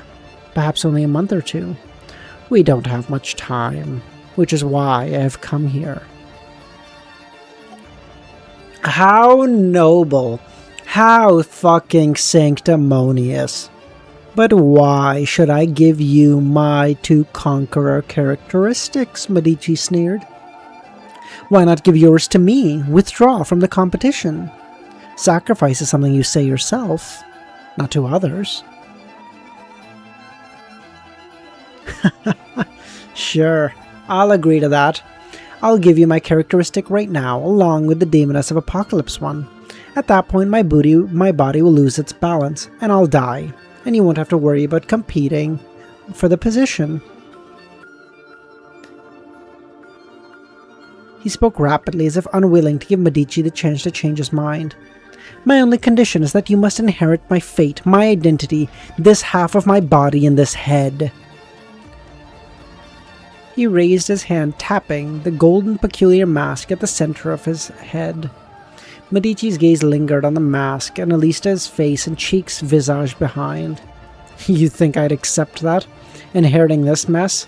I'd rather die. Oh, a conqueror with such little courage?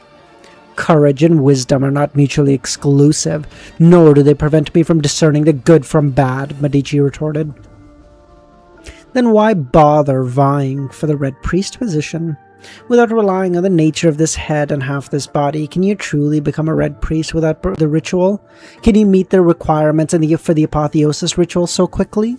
In this time?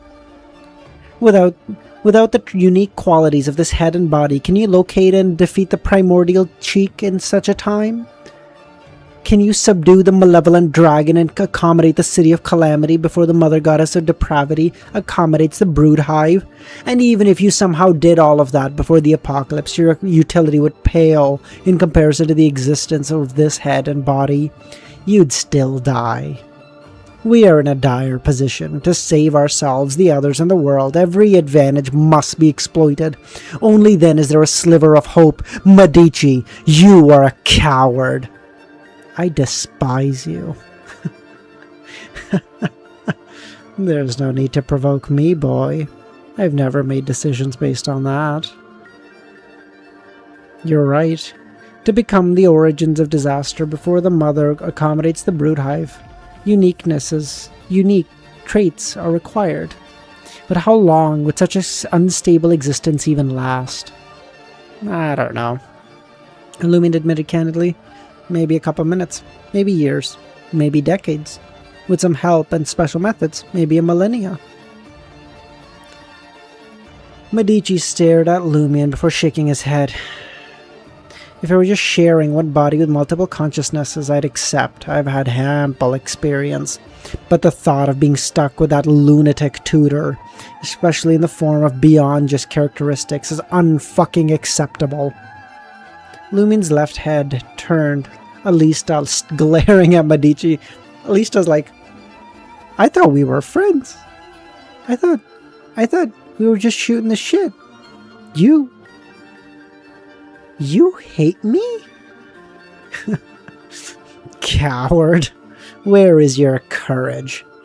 Is your sharp tongue the only thing that is left undefeated? Lumion voiced Tutor's sentiments on his behalf. Giving the order to retreat and giving up also requires courage. So, do you agree? Lumion sighed, asking, referring to the two characteristics. Not yet, Medici said. We are missing one thing.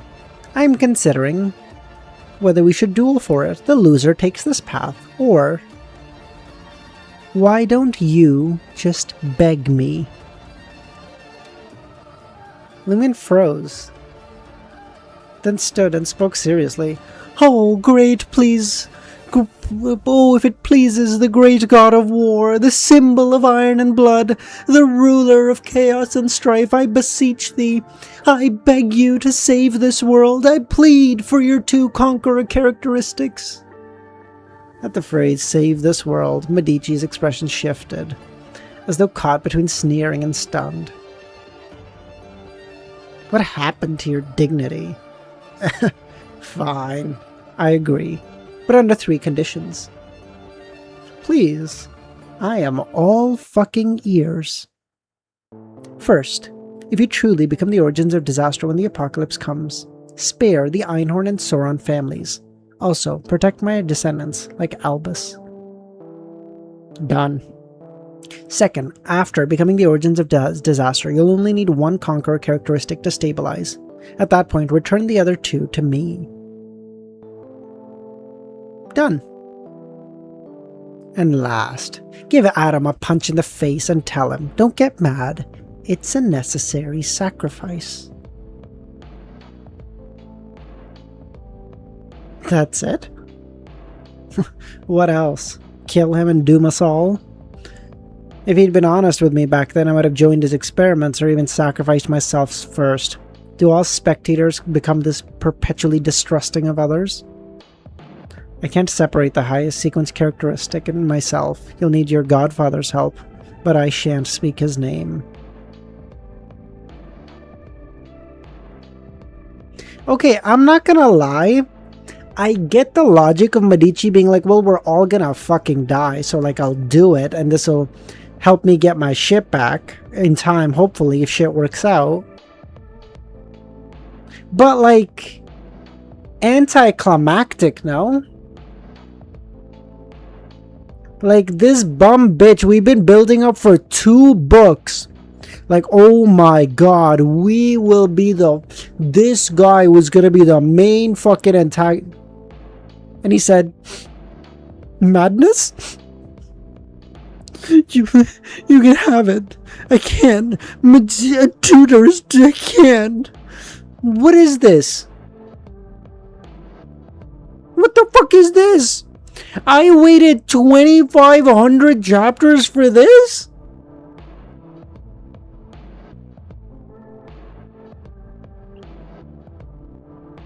Bro, this book is ass. Oh my god. LEMMiNO nodded and recited in Hermes, the shadow wandering through fate, the past, god of deceit, the destined Messiah.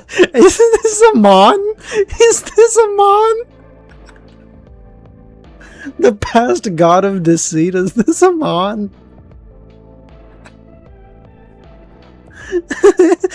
Is Amon his godfather? No, what is happening?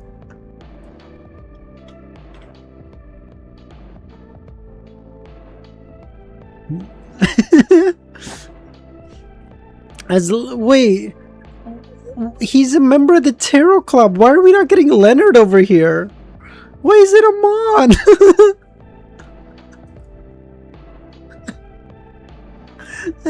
What is this? After LEMMiNO recited Amon's honorific name, a light full of redemptive power emerged from the void, from the rivers of fate, condensing into the form of Amon, wearing a pointed hat and a monocle. Amon glanced left and right and said, "So you have concluded your negotiations? I really thought this would be settled with a duel. You hunters have true patience. This matter should have been decided last September. And yet you decided to waste my fucking time till now. Amazing!" As he spoke, Amon clasped his hands in a mocking manner for the patience of the 2 hunters. "You've changed pathways, yet you still caw like a fucking raven," Medici sneered. "Do not waste any more of my fucking time." Stealing the high sequence characteristic from another wasn't simple. Even if the target stopped resisting and cooperated, the process would still take a lot of time and carry notable risk. moreover requiring the exceptional high level of authority.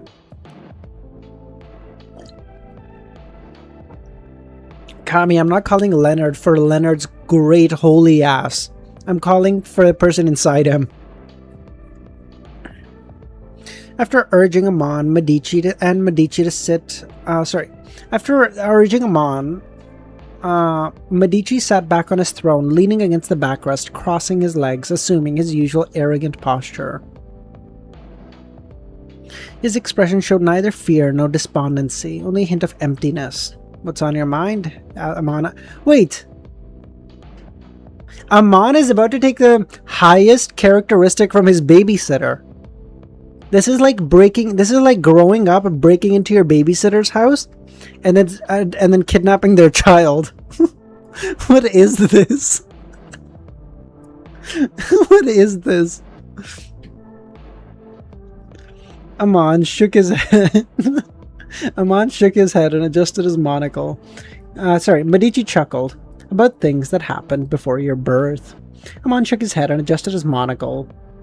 His left hand produced a red apple, which he brought to his lips and took a crisp bite. I've long waited for this day. As the monocle on his face gleamed, he extended his hand towards Medici, his wrist rotating. Medici was set ablaze, engulfed entirely in flames. Despite the pain, he maintained a mocking smile, burning in the flames. What?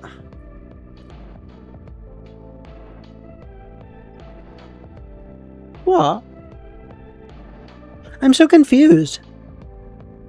It said after switching pathways. What did Amon switch to? What? After extracting the two conqueror characteristics from Medici.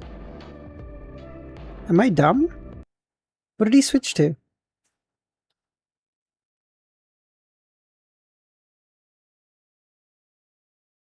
Something happened yesterday? Oh, you're talking... Oh, Termi Boris? That doesn't count.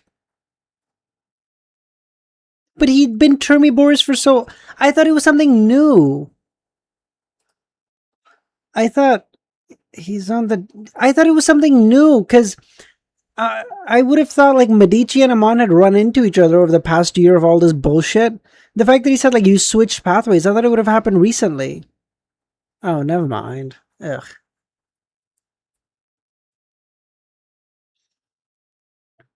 He stood above the valley of still rushing Srenzo River, gazing.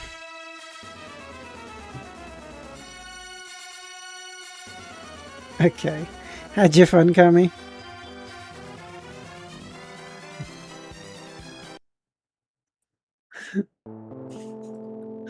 Oh my fucking god. Why am I here, bro? Just to get made fun of. I'm just here to get made fun of. What the fuck?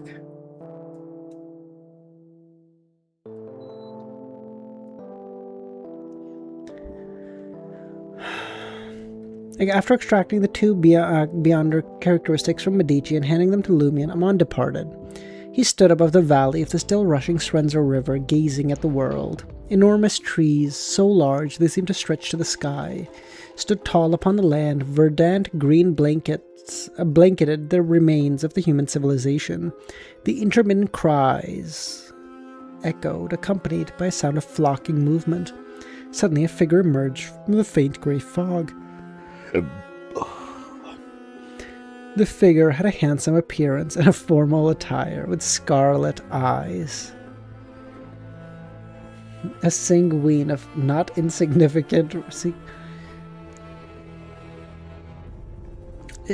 There's no way it's him, right? It's not the biggest bum in... It's not the second biggest bum in all of the books. Yet, once outside the barrier, the sanguine's body mutated. He collapsed into a pile of flesh and blood, sprouting numerous organs, some male, some female.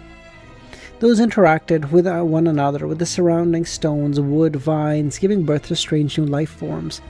Amon watched this with a smile, then raised his hand and flicked the nearby flames forth. The flames fell upon the writhing, ever-procreating mass of flesh, setting it ablaze and reducing it. Amon's gaze then turned to the edge of the grey fog, where 3 Singween were watching them. Leading them was Mr. Moon, wearing the silk top hat.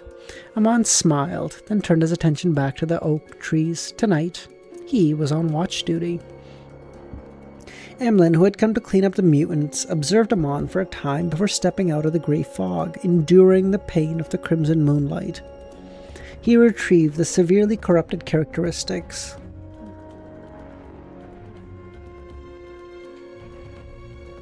Exchanging glances with the other 2 Singween, he returned to the barrier. After sealing the characteristics, Emlyn returned to his residence in Backland, sitting by the floor-to-ceiling window, gazing at the moon. Only within the zone could he experience the peace, spiritual growth, and unique beauty brought about by the moon. Under the moonlight of the world of ruins, however, Singween, like him, felt nothing but pain, as though the light sought to ignite them. Reflecting on his experiences, the once confident Emlyn couldn't help but feel weighed down. In the past, he proclaimed his ambition to be the Messiah of the Singween, full of drive and determination. But that was when the prophecy was long away, when their ancestors still existed. Nowadays, the end of days had truly arrived, and was unfolding before his eyes.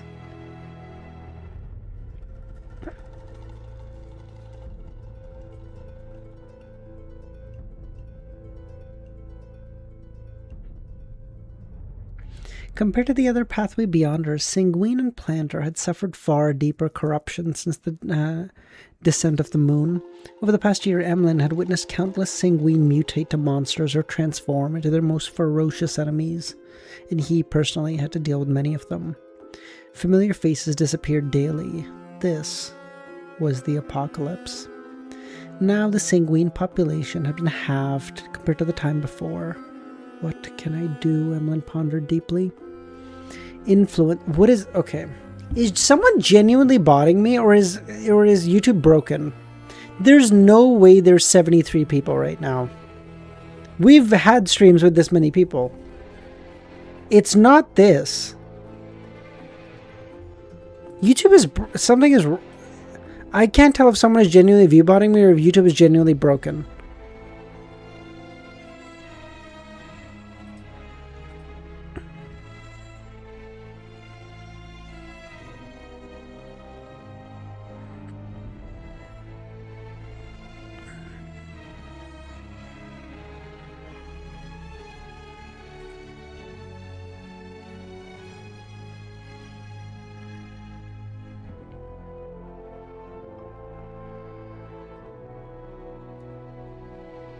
With a vague understanding of why the moon brought such influence, Emlyn spent an entire night pondering, but still failed to find a way to save his race.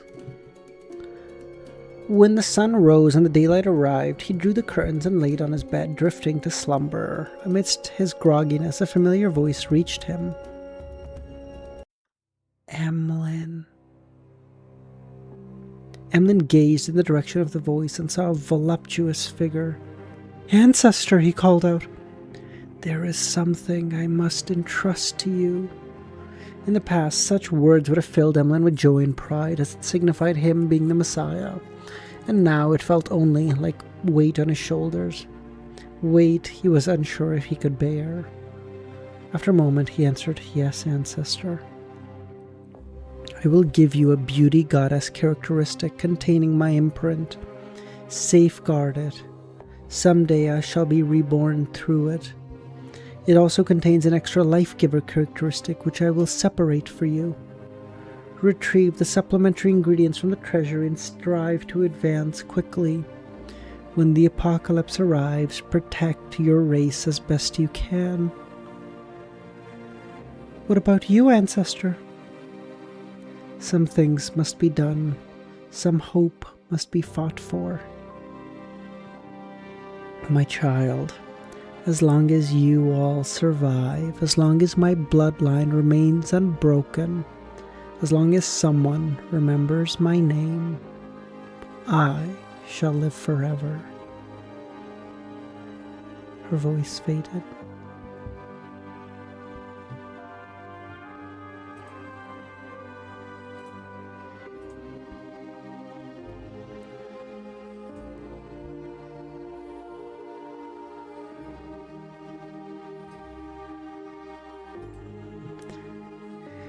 The figure emerged from the starlight, Dreamgate arriving at the ancient, majestic palace enveloped in the grey fog. Seated at the head of the table was Mr. Fool, an avatar, a mere projection. So this is Cipher Castle, the beautiful woman, radiating maternal brilliance, asked as she sat in the chair at the far end of the table. The Earth Mother, Lilith. The external extension of the Cipher Castle. You reached out to me through your dream. What is it you need? I wish to ask you to kill me. To what end? Mr. Fool asked. The Mother has leveraged my act of stealing Amibella's identity and destiny, using manipulation to trap me in this undead state. But we can turn this against her. Since I am the same as Amibella, killing me will kill her too, as she is the link between the Mother and the brood hive. Severing this will delay her progress in accommodating the Sephira, buying us time. The Mother can use symbols, and I believe you, Mr. Fool, are capable of doing the same. As the master of fooling, you are undoubtedly the master of this domain. The equivalence of your identity to Amibella does hold, Mr. Fool acknowledged, but killing Amibella would now turn the brood hive against us, prompting it to rejoin the Mother. To the brood hive, Amibella is the first child it bore after gaining awareness, its significant eldest daughter. Just as the Mother is the firstborn of the original creator, the brood hive values Amibella the same. But this can be exploited. The time is simply not right.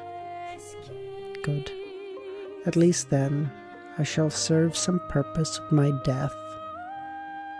I will await the correct moment. At that moment, Lilith stood up and left the area above the grey fog. Queen, how's it going?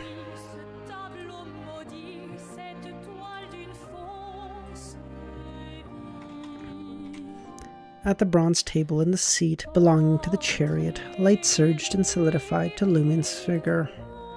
He looked at the head of the table and said, Mr. Fool, I have obtained the remaining characteristics from Medici. I would like to go to Marora as soon as possible. You may go any time. I will provide the necessary assistance. LEMMiNO understood the fool Mr. Fool referred to wasn't about entering Marora, but the aid to handle the uniqueness. Considering Mr. Fool was already maintaining the outer barrier, reinforcing the Celestial Worthy Seal, and hiding the protected zones to sustain humanity, is a human society nearly impossible without the three mysteries pathways' ability to divide attention. I will do my best to handle it myself, but for that, I'll need to visit the Forsaken Land of the Gods. When the time comes, events may occur, so I need you to keep an eye. No problem, Mr. Fool assured. I love how LEMMiNO is now at the point where he can go, damn, I must acknowledge Mr. Fool's limits. He's at the level where he's like, my shit's gonna require actual attention. Like, I'm doing some shit over here, brother. On the peaks of the Forsaken Land of the Gods' endless mountains, LEMMiNO materialized, facing a man with silver hair cascading down, clad in a linen robe. Ouroboros? Angel of Fate, Ouroboros, LEMMiNO spoke. What is it you want? The man spoke, gentle and indifferent, not denying being Ouroboros. I wish to meet Grisha. Or Adam Grisha, LEMMiNO added. Ouroboros stepped aside, revealing a massive cross behind him, but it was empty, devoid of the divine presence. The Lord is and ever shall be. If you cannot see him, that is your problem. Unaffected by the response, LEMMiNO stared at the cross and laughed. I bring a hope for saving the world. Will you meet me at naught? As the most skilled telepathist, you must know I am not lying.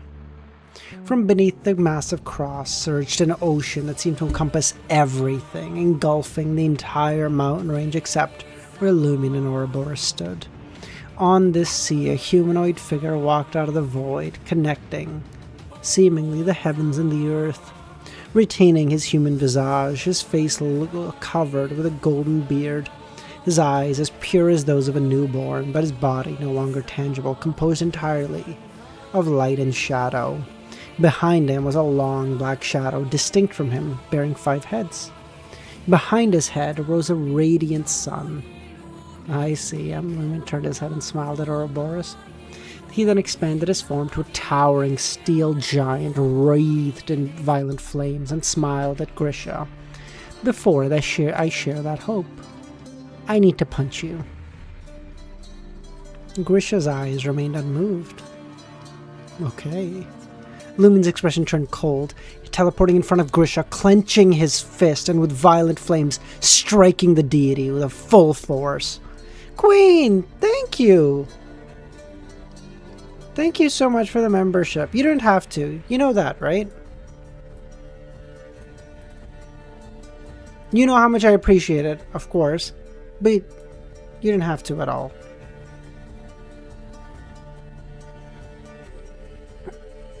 With a resounding explosion, Grisha's head tilted and his cheeks caved in. I'm happy to hear that, Queen. His cheek caved in, his mouth split, and his flesh torn. Fucking finally! Someone hit this motherfucker! Jesus! Lumen's fist followed, its burning violet flames engulfing Grisha's left cheek. I mean, we'll know tomorrow, Harsh. I genuinely don't know. We'll know tomorrow. If these views stay as they are in like a day or two, then it'll mean something weirdly unexpected is happening, but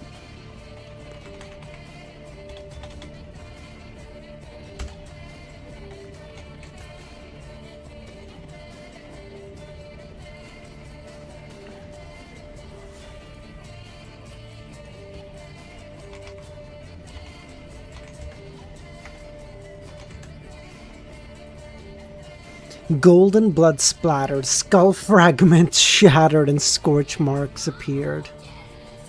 Queen! Queen! Thank you. Listen, I'm so glad you've gotten some money. Go use it on you. Don't worry about it. Thank you so much. But really, you don't have to at all. Thank you. Go use it on you. Go get yourself something nice. Go, I don't know, go buy something in Final Fantasy. There's got to be some purchase in the game. I don't know. When Lumen had teleported in front of the deity, Ouroboros bowed his head and humbly repeated his praying. She's already using it for a freaky AI bot? What is that? It won't have... I don't expect it to, Queen. Again, there's never any expectation, but thank you so much. Retracting his fist, Lumen floated mid-air and declared that punch was from Medici. He then gazed at Adam. Don't get mad. A necessary sacrifice. Adam's eyes turned pure without anger, resentment, rebuke, or mockery, so clear they reflected Lumen. The flames on his face continued to burn, and his wounds unhealed. After a few seconds, he smiled. That hope is... He raised his hand and pressed it against the dark mask on the center of his head. I will remove this. Adam gazed at him warmly, neither questioning nor quite rushing him. This face should have originally belonged to the original creator. But after losing that balance and regaining balance via the addition of the Mother's powers, it became the cornerstone for the primordial God Almighty. If I remove the Celestial Worthy's mask, something interesting will happen. The primordial God Almighty's consciousness is competing with you for the control of the Chaos Sea in this body. At this moment, if another resurrection opportunity suddenly appears, what will he choose? If he diverts his focus to influence this head and face symbolically, it would mean abandoning the contest with you. Your disadvantage would reverse, giving you the winning hand. Perhaps we'll gain a new pillar. A pillar standing with us to face the apocalypse. If he refuses to retreat or give up, the revival of this head and face will stagnate. Yet their unique qualities will be intact, and I can accomplish much with them. Hope for saving the world will arise from that. And well, maybe, just maybe, I look forward to seeing his decision. Without hesitation or delay, he pressed the mask and pulled it off. From the depths of the mask emerged a door of light tinged with faint black. It seemed detached and disappeared into the grey fog that unknowingly spread, and the next moment LEMMiNO removed the mask. Beneath it was a vortex-like face with no eyes, no nose, no mouth, no bones, composed entirely of a chaotic liquid. LEMMiNO observed the fate, waiting, but the chaotic vortex remained motionless, showing no signs of forming a regular face. The faces of Tudor and Cheek on either side contorting, as if experiencing some kind of pain.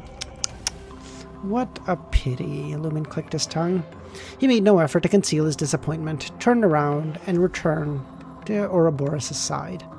Behind him, the giant figure shrunk, its shadow with 5 heads and golden sun disappearing into the chaos. Above him, the grey-white fog of the sky dissipating. LEMMiNO tossed the mask into the air and caught it, repeatedly looking at Ouroboros.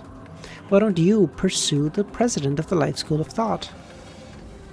The opportunity has passed. All that remains now is waiting and choosing, Ouroboros spoke. Cheek's beautiful eyes, lovelier than sapphire, reflected a layered, ethereal, shadowy world, and LEMMiNO vanished, traversing through the special mirror world to Marora. Here the seals opened a gap for him indeed. LEMMiNO's feet landed on Marora's disastrous, scarred streets. Among the potholes and ruins, he walked step by step towards the entrance of the mausoleum. Kami, there's no space for the playlist I sent? I swear, it would work so good here. I swear.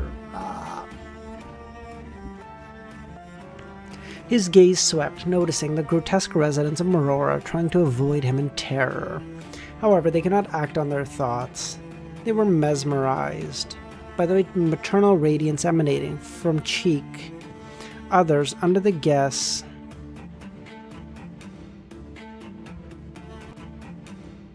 no?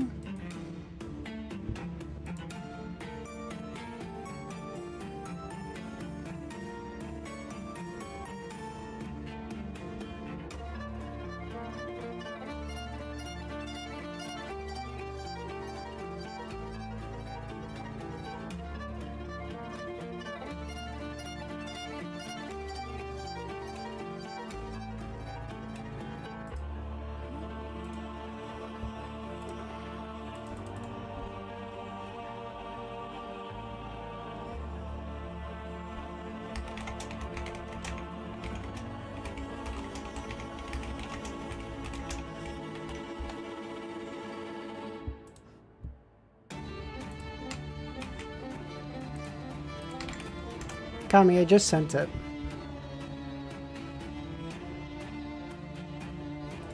If it doesn't, then that's fine, but whatever.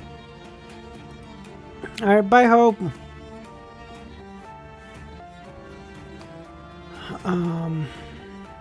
Others, under the gaze of Alista, lowered their heads and knelt. Some burst into flames, others into mirrors. Some grew dense fish scale, while others' skin cracked open. They had gone mad or lost control from gazing upon the face of the vortex. Do not look directly at God. Amidst the outburst of violent, frenzied, and destructive emotions, LEMMiNO walked step by step into the mausoleum.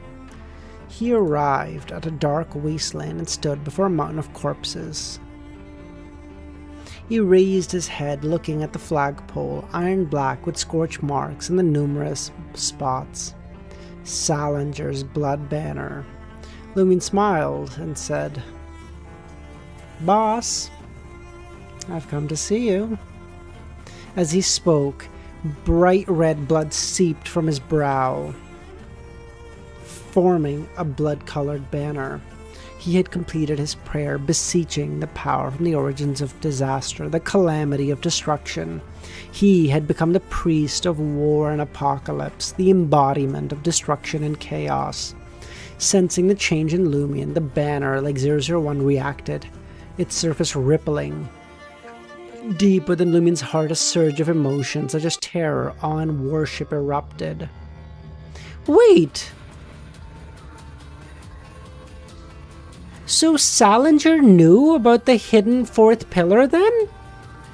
That's why he tried to accommodate the...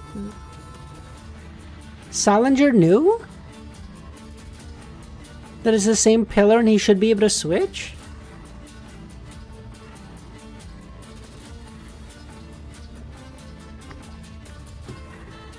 You guys are so mean. Just say yes, bro. Deep within Lumine's heart, a surge of emotions, such as terror, awe, and worship erupted. It was as if the air above him transformed into a crushing mountain. An iron-forged hand pressing down on his head, forcing him to bow, break his spine, and bend his knees. He wanted to submit, yet the submission wasn't spiritual, but encompassed in his mind, body, and soul. If he yielded, he would indefinitely become a puppet, stripped of his will. Lumine's body ignited, his bones creaking and groaning under the strain. Marks on his brow glowed even brighter, instilling him with renewed courage, and he kept his head upright. How could a blessed of the city of calamity submit to a mere uniqueness? Drawing on the essential power he had prayed for, Lumine staggered, ascending the mountain.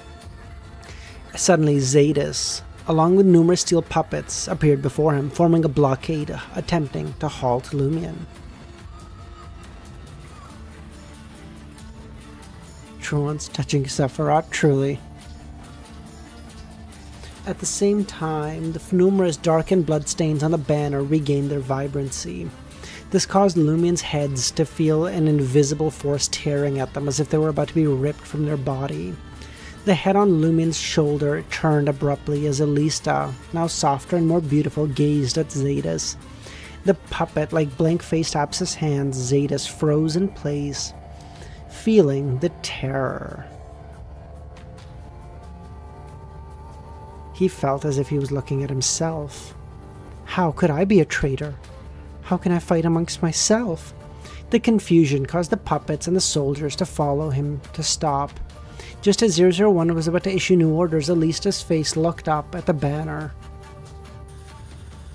A resonance and recognition rippled through the void. The still dormant 001, which was only acting reactively, calmed down. Lumin's figure vanished, reappearing in front of Deity's Fallen Banner, the other name of 001.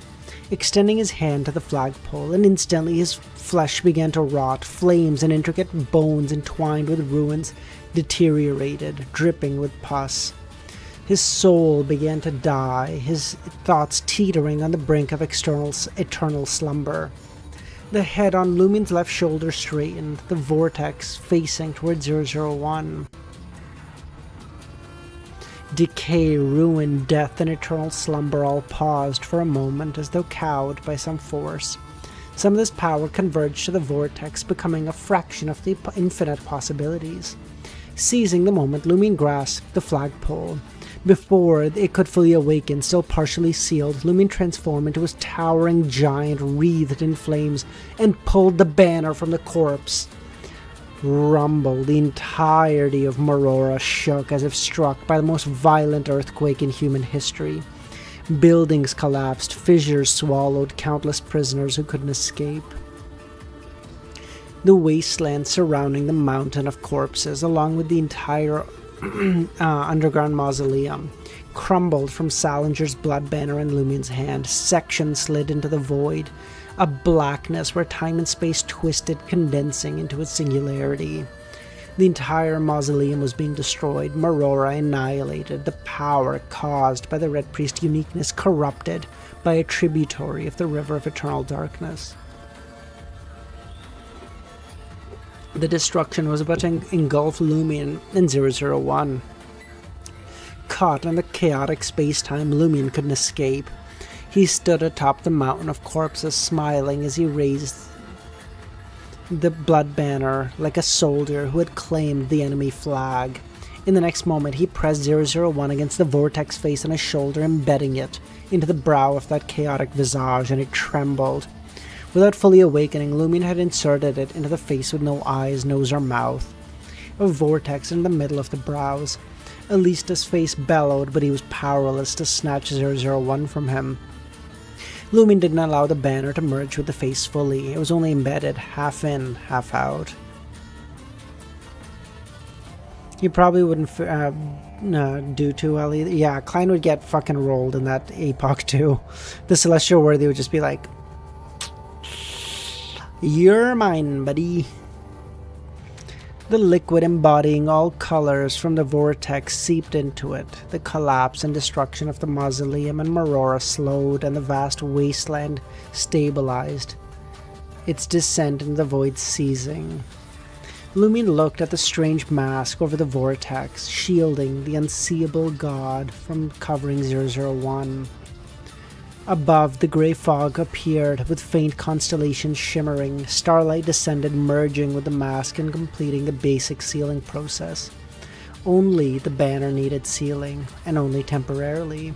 There was no need to invoke the full power of Sephira Castle. The vortex had ceased changing, blocking its unique traits and concealing its form. When the mask was in place, the destruction of the mausoleum and Marora came to a stop. Parts of the city, consumed by nothingness, began to repair collapsed buildings and rumble strewn amongst the remains. Only time and space stabilized. Lumin teleported away from the mountain of corpses. Zadis and the other soldiers were sealed there, awaiting the day Lumin became the Red Priest to return to their ranks. Lumin appeared on a relatively intact street of Marora, surveying his surroundings and smiling. High above, meteors streaked across the sky, blazing as they rained down. Marora faced utter devastation, condemning the prisoners. Amidst the thick dust and smoke, Lumin vanished. Trier, in the luxurious villa. That's such a switch up of music coming, Jesus. Huzzah, I remembered something. What you got, Queen? Don't worry, you can't spoil me. Lumin materialized in the living room. Did you get it? Frank asked. An item that was already sealed? Wouldn't it be easy? I doubt it. The church wouldn't effectively use it. They could only seal it. You must have prepared extensively to succeed, Franca said. A bit. First I went to the Forsaken Land of the Gods, then visited Adam. Oh? And gave him a punch. How was that preparation? He really went and punched him twice. One was on behalf of Medici, and don't ask me about the rest. Let's just say that with the apex power of the two calamity pathways, Zadis' portion within me, and Elisa Tudor's face and the uniqueness properties of his head, I passed 001's trial and claimed the artifact. You didn't accommodate it already, did you? Of course not. With many things no longer affecting me, there's a rule I must follow, or rather, something I must respect before doing it. I cannot disrupt the delicate balance of this body. If I were to accommodate the banner and Medici's characteristics now, the balance of yin and yang would shatter and I'd be beyond saving. At that point, both the true gods and the evil gods would have to face the monster they don't want to see. You need to find Cheek and acquire her characteristics first? But she's a true god, one that is free to act. The true gods likely can't focus on dealing with her, Anthony said. Also, Lumin really going through it. Why does the fandom hate COI? Queen, you tell me, have you read COI? You finished LOTM? It's been a while, I think. Why haven't you read it?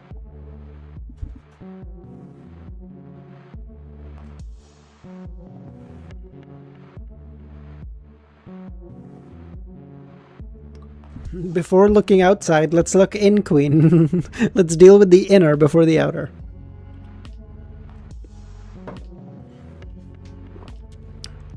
Do not worry, Lumin said. A destined messiah shall lend me a hand. For every sin committed, there is an equal redemption. A temporary dual pathway true god combined with you as a king of angels and the Tarot Club's angels does give us a shot, Franca said. Now, the question is how to find Cheek. Part of Cheek is within me. We share the strongest of connections. With it, we can ask Mr. Fool, the god of knowledge and wisdom, Queen Mystic, or Ma'am Hermit, for prophecies, and besides, He pulled out the post-apocalyptic scripture. Let's see what kind of prophecy this God-forsaken book shall offer. When Lumion flipped through the pages, silver mercury words appeared. Lumion Lee shall encounter the primordial demoness in the world of ruin. I'm too busy to read anything right now. Don't have time to dedicate to a huge novel again. I believe you. If you say so. For sure. Chris, we're going to 29, right?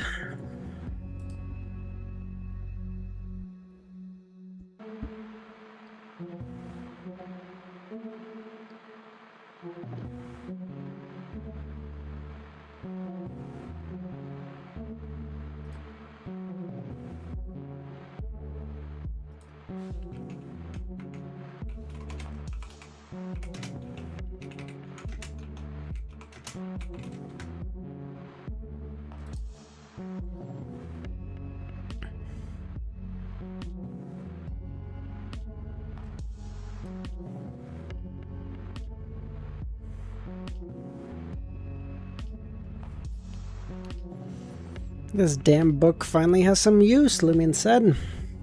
Given the nature of the book, even if this prophecy is false, as long as we believe it and act accordingly, it will come true. The question is, if it is a false prophecy, can it even affect a true God? I don't know. Besides, we're not relying solely on this anyway. Shall we contact Madame Hermit now? In this matter, splitting up wasn't an option. The critical medium for prophecy or divination was Lumion's cheek face, the sequence one characteristic of the demoness of Apocalypse. Not yet. The occasional state is about to end, Lumion said. Then let's head outside the protected zone, Franca said. Anthony, you handle the matters of the sick church for now. You still have the ice mare charms, right? I do, Anthony said.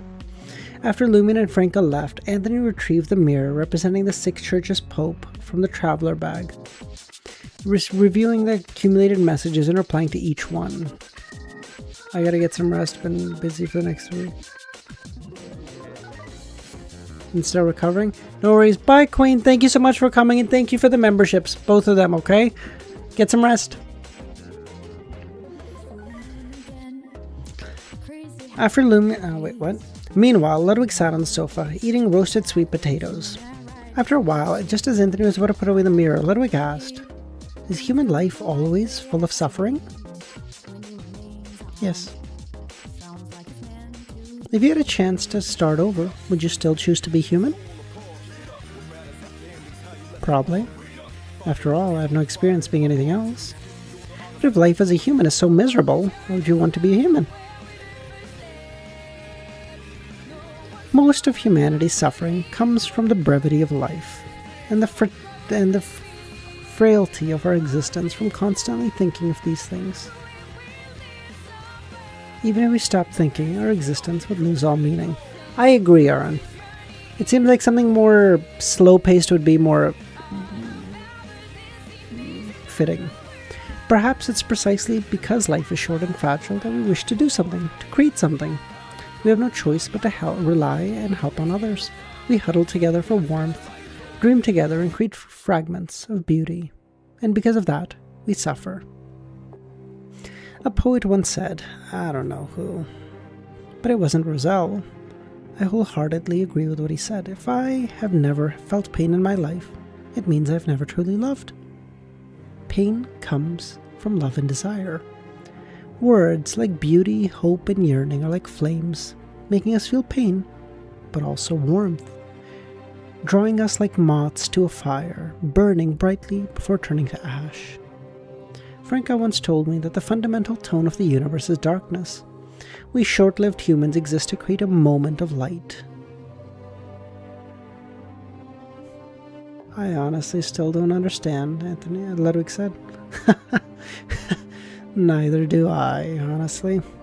If someone claims to truly understand humanity and life, it means they understand nothing at all. Maybe it's because we don't understand that life is so intoxicating. With that, he stood up and walked to the edge of the living room, remaining on the sofa, repeating two words to himself, beauty, pain. The young boy seemed to be pondering some philosophical questions, muttering, "These things aren't unique to humans." After finishing his potato, Ludwig shook his head and picked up an Inta's general education book. Flipping through, he muttered, "Inefficient method of transmitting knowledge." Outside the villa, Anthony strolled aimlessly along the streets, basking in the light. For now, he had no purpose. He was responsible for two things. First, managing the affairs of the sick church while Franca was busy. Though he could tell Franca hadn't truly come to terms with Jenna's death, she still held on to the hope that she may yet return, which made her reluctant to pass on the title of Pope. Second, assisting the official Beyonders in identifying the corrupted humans or latent anomalies via monitoring the sea of collective subconscious. The symbols and powers of the Great Mother had broken through the barrier. Even though she wasn't currently focused on the protective zones, her influence caused sporadic mutations, amongst especially the Beyonders of the Planter and Apothecary Path. As Anthony walked, he noticed a street musician performing a small square. Many Trier citizens had gathered to listen. Anthony decided to join. He decided to treat himself. He sat at an outdoor cafe, ordering a strong cup of coffee and a pork sausage, letting his thoughts drift. Occasionally cutting a piece of sausage. The bright light carried the heat of summer. Just as he was about to leave, an elderly man in a blue military uniform approached. Seeing the man, and saw that Anthony's table was the only one with an empty seat. Without hesitation, the man sat down and ordered a glass of Nepos liquor with tomato juice, commonly referred to as harlot. The man looked around and looked at Anthony. "Don't you think Trier has changed? It's not as lively as it used to be." "Oh? What makes you say that?" Anthony played along. "In the old Trier, there wasn't a year without an ambitious fellow planning a riot, no year without chases over barricades, gunfights, or projectiles. And now, no one has any life. They only dare to sneak around and pickpocket." Wonder why.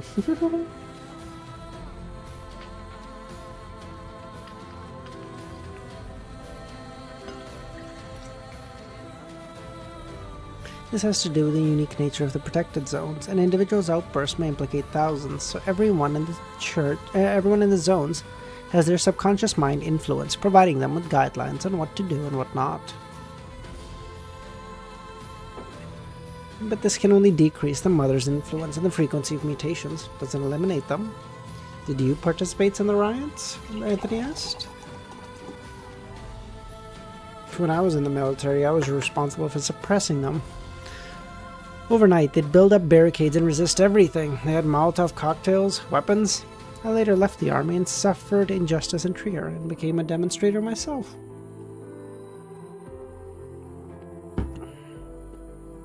The man reminisced about his past, talking in length.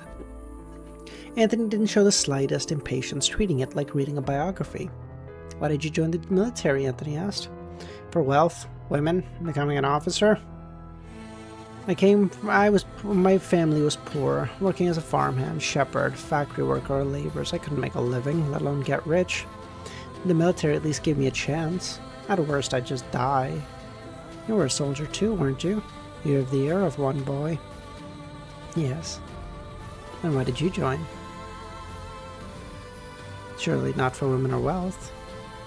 Anthony shook his head, not answering, draining his coffee before the man could ask further. Anthony stood up. Suddenly, a four-wheeled carriage stopped. The door opened and an elderly man in a black suit and dark tie stepped out. Anthony recognized this man had come for him. "Excuse me. Are you Monsieur Anthony?" the man asked. His icy blue eyes surrounded by faint but visible blood vessels. "I am. And who may you be? And what business have you with me?" "You may call me Nabor Disley." "Farbauti? What? What is happening?"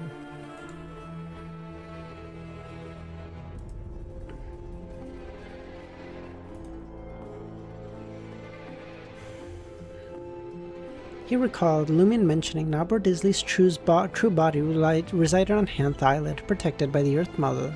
to prevent corruption from the Mother Tree of Desire. But she was now dormant. LOT. Just arrived. Mudan? Listen, we only encourage use of official materials so the author can get their dues. However, I'm sure we have a big Discord server, and I'm sure someone has some other ways. If you were to join, I'm sure someone could assist you with that. Of course, I only encourage the use of official websites. He recalled LEMMiNO mentioning. However, now, with the Earth Mother dormant, it was unlikely she could provide the Devil Monarch's avatar any further assistance.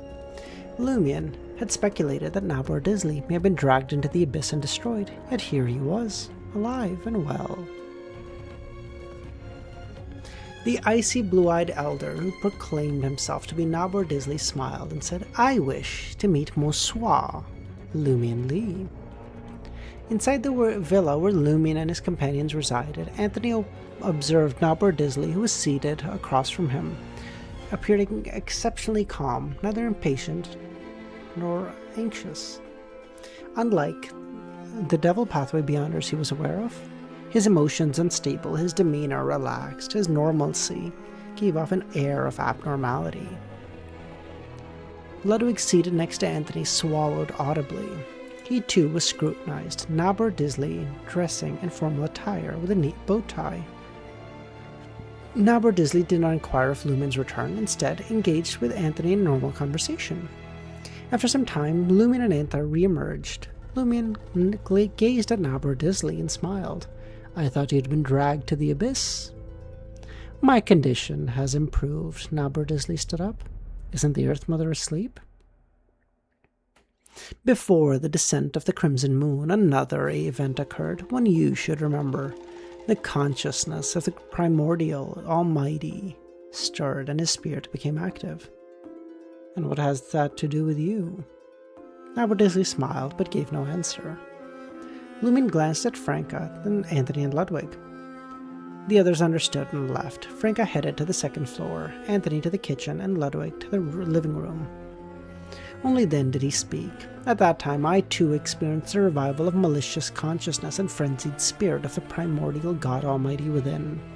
To an extent, it balanced the corruption of the Mother Tree of Desire, allowing me to regain a semblance of peace. Unfortunately, the revival of the primordial God Almighty was short-lived, and his consciousness retreated to the Chaos Sea, leaving only his spirit behind, preventing a true balance. I remain unable to fully escape the control of the Mother. However, my condition has improved relatively. I no longer rely on Lilith's aid. Maintaining even this state is difficult, though. Once she breaches or bypasses the astral world's barriers and descends to this world, the rope keeping me from falling will snap." Another plan. How many fucking plans does this guy have, bro? How many places is this guy like... What? You experienced the revival of the malicious consciousness and frenzied spirit of the primordial God Almighty. A faint smile. Well, I'm at the age where I don't have a band, and I love LTM, and I feel like I'm missing out only watching YouTube vids. Mudan, I completely understand.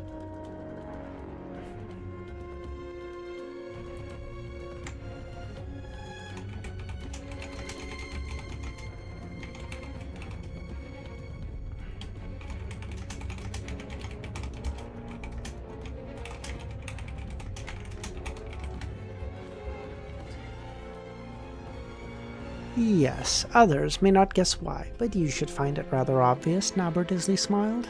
Because the primordial God Almighty once accommodated the Cipher corresponding to the chained and abyss pathway, the tenebrous world.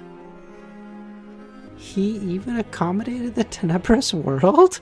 LEMMiNO, though he had anticipated this, was a little surprised. The abyss pathway's tenebrous world and the sun pathway's chaos sea were fundamentally incompatible. Could they really coexist? Is he out of his fucking mind? Before the first epoch, in a more ancient age, there was a myth. The God Almighty of heaven created a divine child, several angels, led by an archangel. They rebelled. They were defeated, cast into the abyss, creating hell, and turning them to the devils. I have studied the honorific names of the Sikh Church. I believe you have heard of such a myth. I have. According to what I know, this myth may have never truly occurred. Instead, it represents a tendency, a connection between heaven and the abyss, and thus instinct drives convergence. That deity may prioritize such associations. Lucifer? Do you think the archangel that they're referring to is just Lucifer?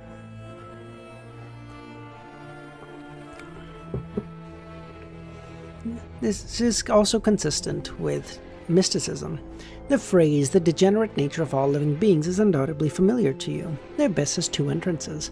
One in the sunken continent of the real world, and the other within the depths of every human heart, in their propensity to degenerate. But he did also say, I find this unlikely, and if Farbauti is saying this is unlikely, then I'm gonna take his word for it. No wonder your condition has improved after the mother fell asleep, or the Earth Mother fell asleep.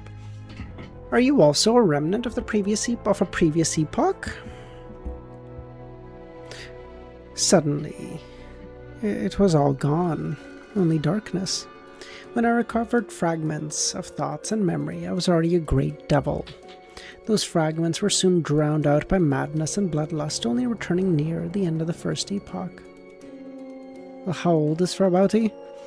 For me, this was a good thing. I've lived for thousands of years. The more I ruled the abyss and the land, enjoying everything denied to me in old age. Albert Isley laughed with wild abandon, revealing his desires and malice, different from him before. What do you want from me? Lumion asked.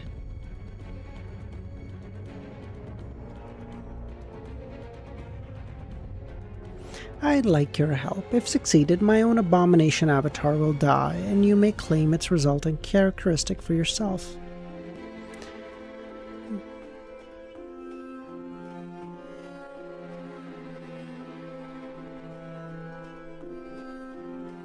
He said, if successful, I will die. What is happening? The abyss is in Australia, genuinely?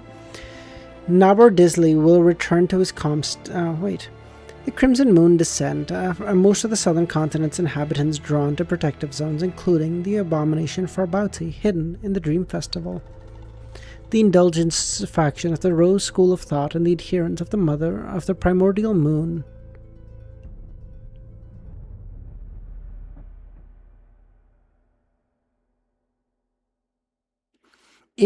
I'd like to ask for your help. If successful, my sealed abomination avatar will die, and you may claim its resulting characteristic as your own.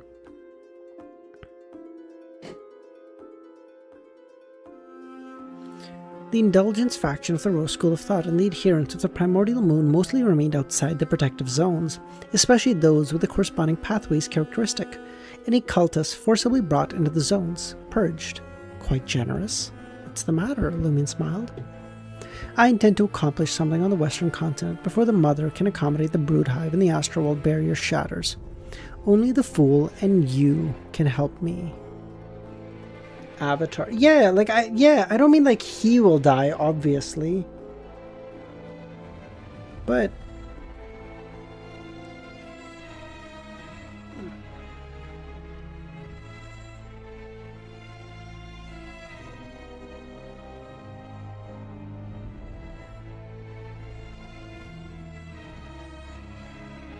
me? I can't help you bypass the Celestial Worthy's seal, Lumion questioned. Even the Fool can't do that now. To protect the Western continent, he has strengthened the seal. Sending you through would require waiting for an opportunity, when the seal can be temporarily undone. Thanks to Alista Tudor and Cheek's attempts, the secrets of the City of Calamity are now known. In your state, you can perform a deep, secret ritual and without relying on their special corpse wax candles. That is equivalent to establishing contact with the Western continent. What do you think he is planning? I don't know. What I need you to do is this. When you next perform a secret deed, projecting your spirit and consciousness into the City of Calamity, take my mental imprint with you. You are bound to engage in a deep secret deed again. Give your intention to accommodate the City of Calamity. Take your mental imprint. Why? I need to establish a connection with the tenebrous world. Normally this would be impossible, but the primordial God Almighty once accommodated it. The two have mutually corrupted each other, and through the tenebrous world's corruptions within the City of Calamity, I can establish a certain connection. This would benefit you. My imprint fused with the tenebrous world's corruption would mitigate related risks when you accommodate the City of Calamity, reducing danger to an extent. Would this let you become above the sequence? LEMMiNO asked. No, I lack the uniquenesses, and my current condition doesn't exactly permit it, but I would be able to help the tenebrous world manifest greater power. And why do you think I'd agree? Allowing a devil's mental imprint into my own mind is dangerous. A secret deed involved the union of consciousness with spirit and entities unrelated to the physical. Thus, in a secret deed, all items originated from the projection of one spirit, not their counterparts, meaning Nabor Disley could only participate in the deed by placing his imprint in Lumian's soul, mind, and consciousness. I think you will, because we are the same. In madness, we are most normal. In clarity, we're the most insane. Alright, I agree. I'll inform you before I perform my next deed. Pleasure working with you. Taking his silk top hat, Nabor Disley placed it atop his head and said, "Aren't you worried about creating such a devil could harm this human society? If we don't survive the apocalypse, there will be no society to save. If we do, and I'm about to die, I'll bring you with me. If neither happens, either I or the fool will deal with you." Thank you for your honesty. With his hat in place, he left the villa. As Nabor Disley departed, Franca returned and said, "What did he want?" "Self-preservation," LEMMiNO answered. "You're not connected to either the Abyss or Chained pathways. How can you help him?" "By leveraging a deep secret deed ritual to seek the power of the Calamity pathways?" "Don't ask for details." Yeah, I'm not a fucking angel. I got it," Franca quipped. "Honestly, do I really have to wait for the final showdown to find an opportunity to advance? No alternatives? The advancement ritual is to create a disaster that affects an entire continent as a participant and advance amidst it. The word participant means you don't need to be an instigator. Just participating or contributing a bit is enough. Affecting an entire continent is vague. Continents vary. My personal understanding is this equates to a disaster with a wide-ranging impact involving hundreds of cities or settlements. There's an upcoming disaster that fits this. What? Your plans against the Demoness? We're about to bring a disaster to the Demoness sect that will take place outside the protected zones, and if I succeed, it will involve the fall of a god. As you have seen, the fall of the EBS had global repercussions, and many saw it. Even now, there is no sun in the world of the ruins. The rebirth forces the Great Mother maintain nature's cycle, referring to that example. If the Demoness perishes, it is likely to trigger a disaster that affects the entire world too. After all, the protected zones have the power of two existences to block the disaster, and the western continent is sealed off by the celestial worthy. I think it's the first one. Mudan, just put your message in general, and I'm sure someone will be able to assist you, okay? Alright, bye, MX. After all, the And the living beings are still active in the world of ruins are either the Mother's followers or outcasts like cultists or high-ranking members of a sect. It is fitting for them to suffer. My fight against the Demoness of Black and the other Sate level which qualifies me as a participant, Franca agreed. A few years ago, when I first became a witch, I never imagined I would involve the fall of the primordial. She didn't even consider this when she became a Sequence 3. Let's go visit Ma'am Hermit, LEMMiNO said. Where the deep blue sea stretched as far as the moon. The deep blue sea stretched us out as the moon replaced the setting sun. The future flagship of Cat Leia sailed across the waves. As Lumion and Franca emerged, a sailor approached, saying the captain has asked you to bring you to her quarters. She foresaw us? Franca asked. The captain foresees all. Only then did she notice something peculiar about the sailor. A massive red and white mushroom grew on his head, large enough to sail as an umbrella, and a name flashed through her mind: Lee KG. No, Frank Lee? Is this the latest type of mushroom? Lumion asked. Yes, its tendrils can extract moisture from the air and turn it to milk. It can even continuously fish to provide protein. It's in symbiosis with me for now, supplementing my body as it needs. At the same time, the sailor grabbed one of the tendril-like appendages draped over his shoulder and stuffed it into his mouth. Milk trickling in. See, this way I never go thirsty, no matter where I am. Has he been corrupted by Frank? Or has he been corrupted by the Great Mother, Franca thought. Following the sailor, they entered the cabin and walked down the staircase. He lowered his voice and said, "Never go down there." Franca nodded. When they reached the captain's quarters, the sailor knocked and then entered the door. Lumion and Franca walked in side by side. Standing by the window, dressed in a black warlock's robe, stood Ma'am Hermit. "Good evening, Mr. Chariot, Miss Two of Cups." "Ma'am Hermit," Lumion and Franca replied. "Ma'am, shouldn't you address the mushroom experiments being conducted on crew members? Wasn't that sailor a criminal or a prisoner of war? He was a legitimate pathway. He was a legitimate sailor. In reality, it isn't so. What you saw was an illusion." "An illusion?"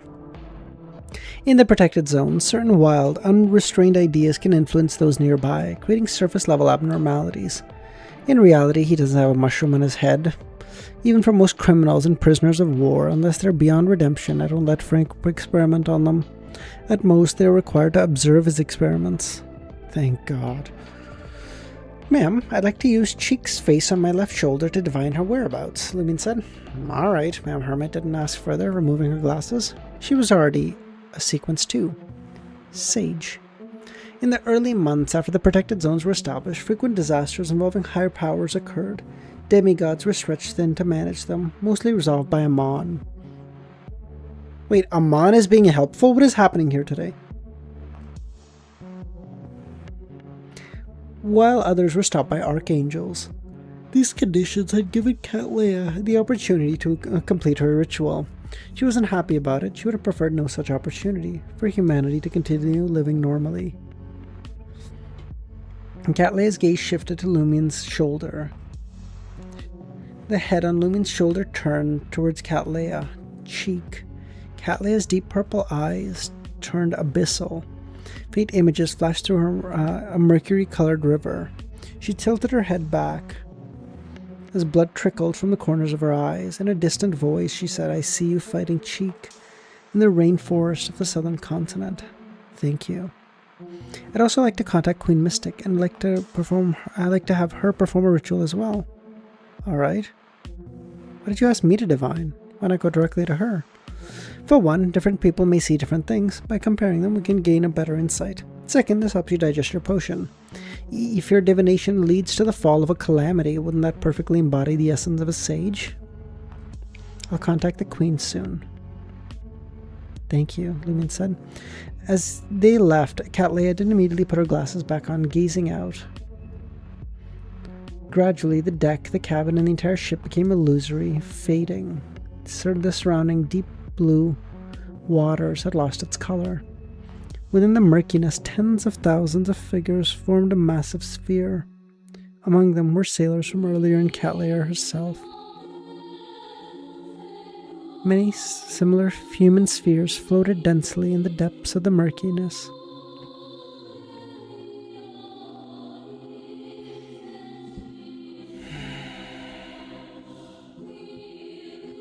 It is the beginning of the end.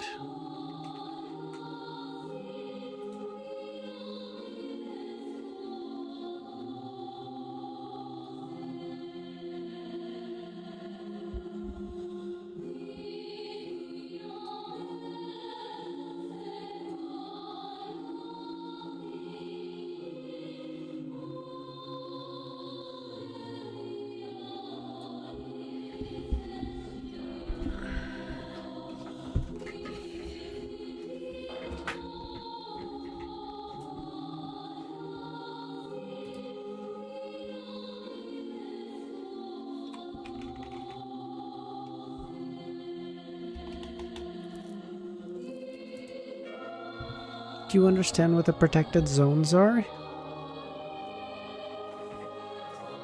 I just thought they were like little places that were protected by by like seals that the celestial that like for the Fool had put on, kind of like what he did, what the celestial worthy did with the Sephiras, is it not?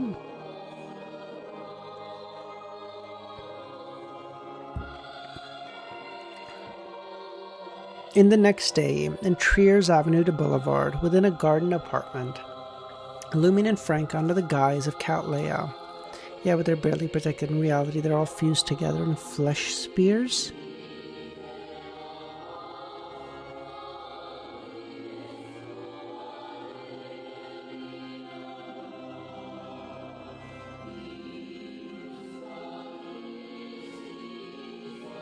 Jesus.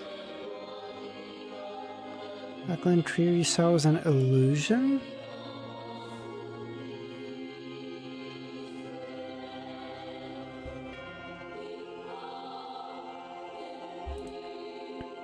Lumin and Frank, under the guise of Cat Leia, arrived at the third-floor terrace and saw Bernadette holding a watering can, tending to the several potted plants around her.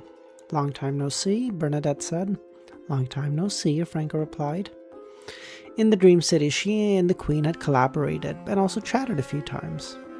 "I thought you'd be at sea," she began asking. "Before the apocalypse, I preferred to stay in Trier. Moreover, as a sage and a former princess of Intes, I feel it my responsibility to protect the people here, preventing disasters and maintaining stability. The environment is particularly conducive to digesting the sage potion, especially in the first couple of months." "I see. So you're almost done digesting it?" "Almost," Bernadette said. "You wish for me to divine the whereabouts of the primordial?" "Yes." The Queen's eyes grew deep, like the sea before a storm, faint blurry images flickering across her vision. "I see the demoness smiling at an abyssal mirror, a full crimson moon." Crimson full moon. The phrase sent shiver down the spine of Lumion, Franca, and Cat Leia. To beyonders aware of the zone's truth, the crimson full moon was like a trauma etched into their consciousness. The prophecy differed from her Cat Leia's, even containing contradictions. Clearly, consulting multiple high-level individuals was best. It's like the story Aurora once told about a blind man piecing together the image of an elephant, each by touching alone what can only be described as part, the complete truth requiring combining their perspectives. He began considering the connections between the prophecies. The post-apocalyptic scripture claims I will encounter Cheek in the world of ruins. Could be false, but treating it as true may make it so. The variable is whether it can influence a true god. Mem Hermit points to the primeval forest of the southern continent.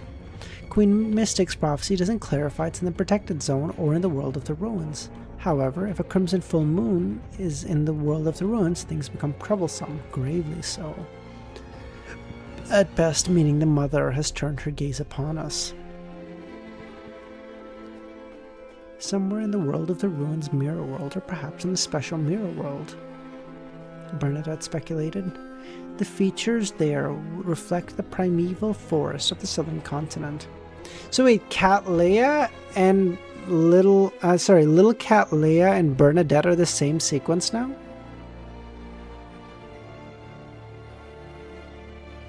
That's so cute.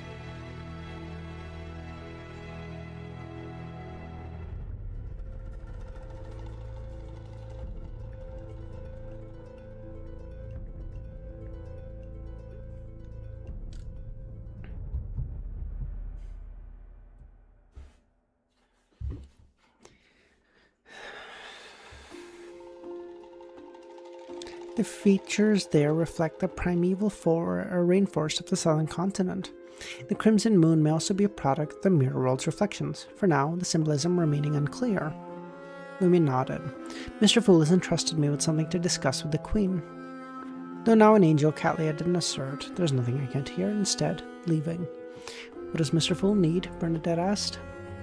Mr. Fool wants me to relay a message to the genie.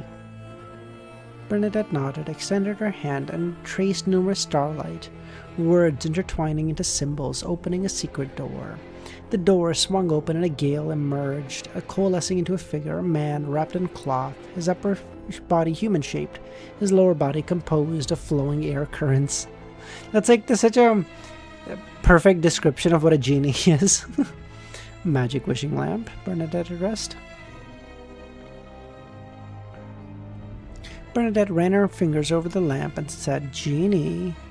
The lamp's wick ignited, releasing a thick golden radiance. The light hesitated, reluctant and hesitant, forming a distorted figure. The resilience of Great Old One Dominator is truly amazing. Even after losing his Cipher, uniqueness and characteristic reduced to a mere consciousness, he recovered enough within a year after suffering severe trauma to respond. Though feeble, he is far from comatose or asleep. The genie surveyed the room, ready to utter some perfunctory remarks before retreating, but Lumen interrupted. "If I were you, I'd hear what Mr. Fool has to say. It concerns your future, and perhaps even your end." "My future is determined unless he chooses to break his promises." "Mr. Fool will undoubtedly honor your promise, but that time hasn't yet arrived." He posed a scenario. What if he perishes before that time? In matters of fulfillment, this is considered force majeure, and his successor might be someone you don't want to see. Someone for whom breaking promises is effortless. Let's consider another possibility. If the Great Old Ones breach the barrier before we can respond adequately, killing Mr. Fool, Adam, and others, might one of them target the Nation of Disorder?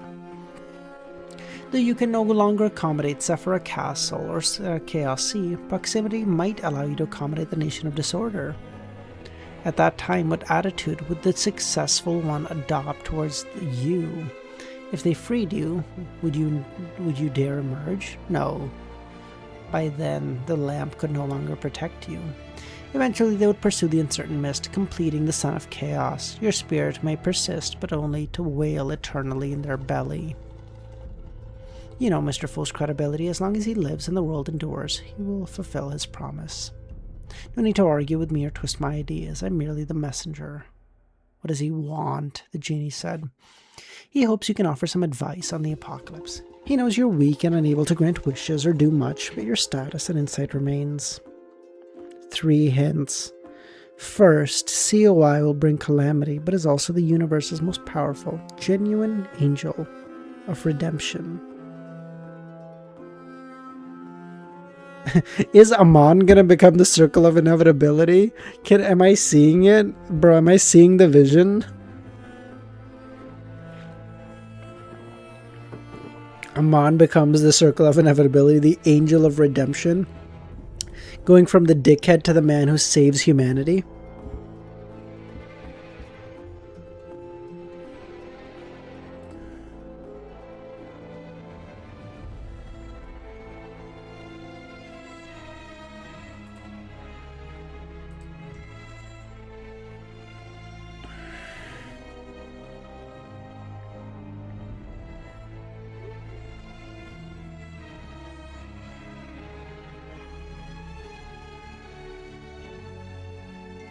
How would that happen? I don't know.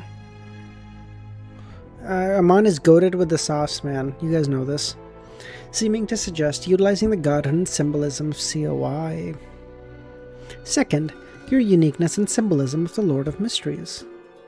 Third, at the critical moment, enhance the Nation of Disorder temporarily. This advice indeed benefits me, true, but you may choose to ignore it. Make haste. My elder sister will accommodate the broodhive faster than you think. With that, he retreated. He actually gave 4 hints. What a guy. I understand Mr. Fool's intentions now, Bernadette said. Another prophecy. Lenberg's capital, Azshahara.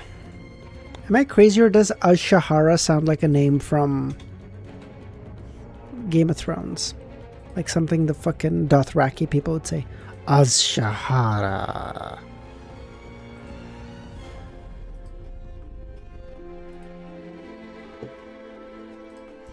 Lenberg's capital. In front of the side gate of the grand and magnificent White Tower, LEMMiNO was greeted by a demigod of the Church of Knowledge.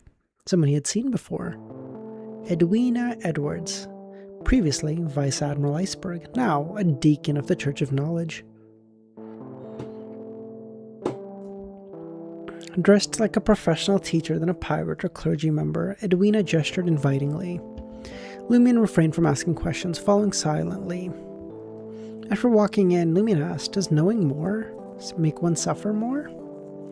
"I would rather suffer from knowledge than finding happiness in ignorance, Edwina said. "If humanity were to acquire enough knowledge, what could it achieve without relying on beyonder powers?" Lumion changed the subject. "Knowledge in mysticism is also knowledge. If you exclude that, then perhaps one day in the future humanity can find ways to influence the rules and touch authority, but beyond that, it'd be impossible. Unless mystical elements were incorporated. My research focuses on enabling humanity to use beyonder powers with less risk." "That's nice," Lumion remarked. After a moment of silence, they stopped. Would you want to return to being Vice Admiral Iceberg?" "I prefer my current life, where I can learn something every day and make new discoveries."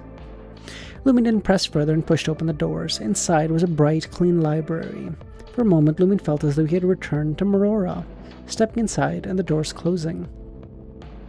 From behind a towering bookshelf emerged Heraberg, in plain white robe embroidered with brass threads, holding 2 books.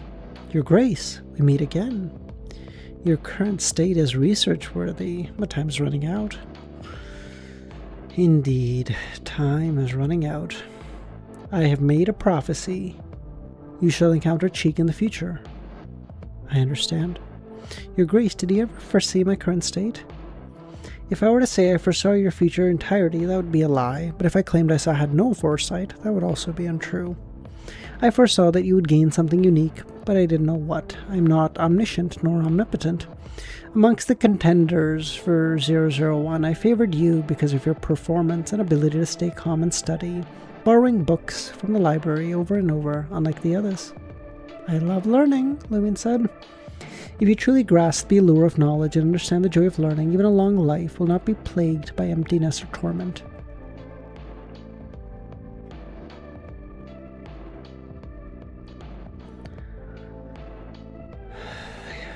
Knowledge embraces everything.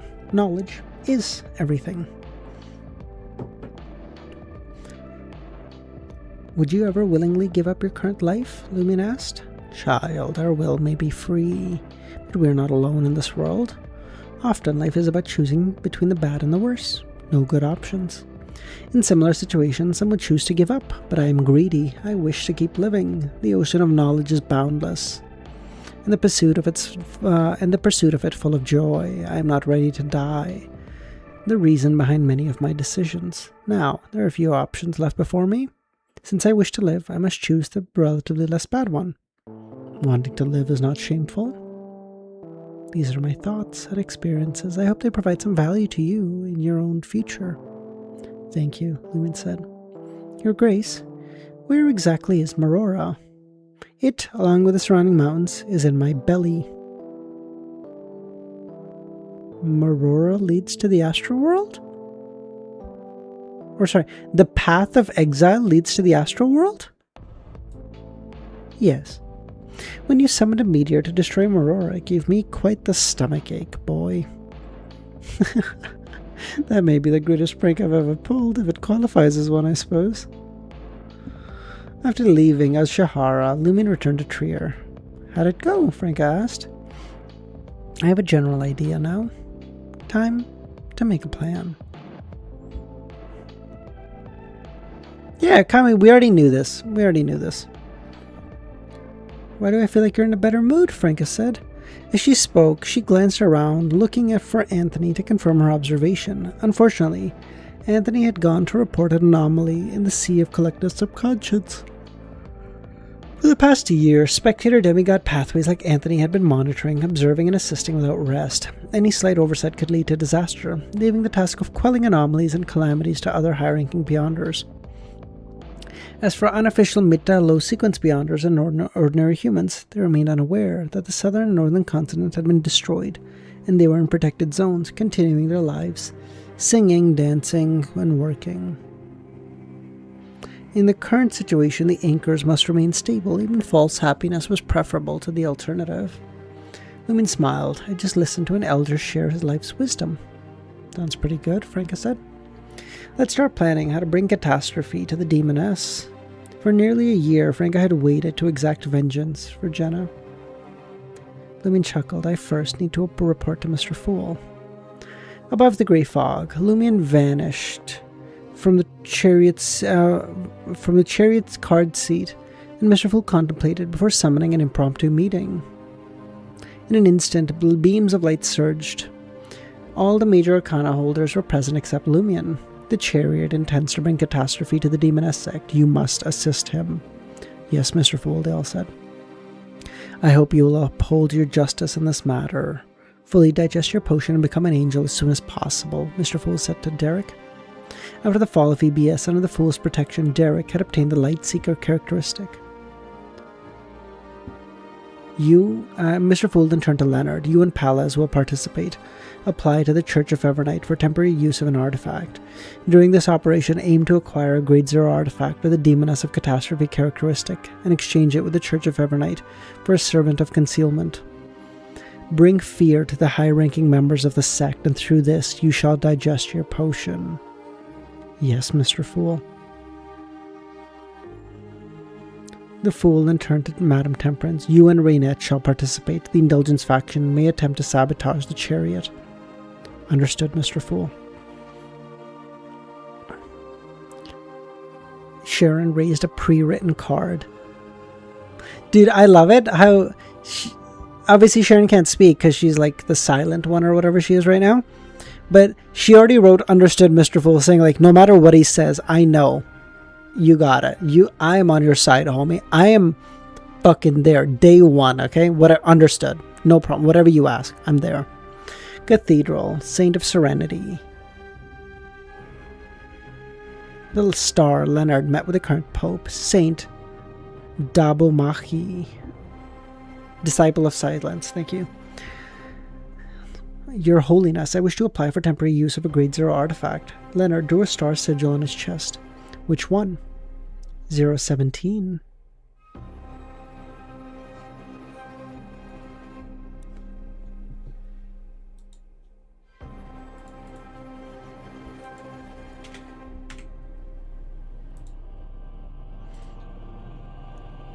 Another day began, and Lumion departed from the fog-shrouded zone.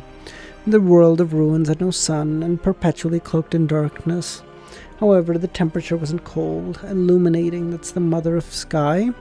Yeah, that's the angel that, like, Evernight could occasionally zip into, right?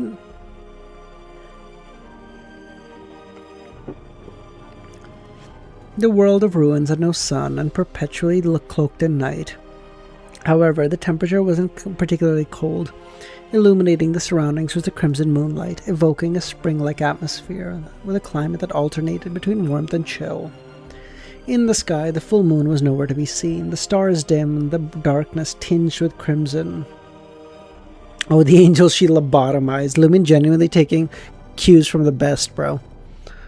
Lumion turned his body slightly, gazing at Franca, who stood at the edge of the grey fog, and gave her a nod. Franca responded with a caring smile and waved and vanished. Lumion shifted his gaze to the right, to the face of Cheek.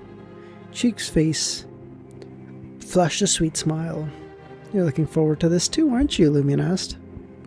Cheek couldn't speak, nor did she make any movement. Lumion paid her no mind, then turned to face Aurora and Jenna. Their eyes shut, their faces bearing traces of bloodstains. Lumion let out a slow breath, striding to the edge of Trier in the direction of the green domain dominated by the towering oaks. Wait, are you telling me Chris, that tomorrow is killing Cheek? This bitch dies tomorrow?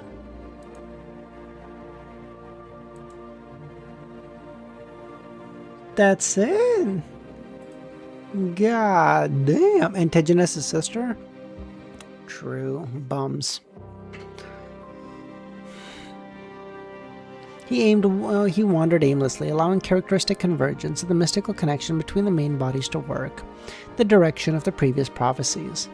The further he ventured beyond the ruins, the more deathly silent the surroundings became. Only from the green domain did the sounds drift over, cries from infants and fluttering of wings. Suddenly, Lumen spotted a group of lively deer emerging. Their nimble steps carried under the moonlight. Every now and then they paused to nibble at the plants covering the houses. Thud.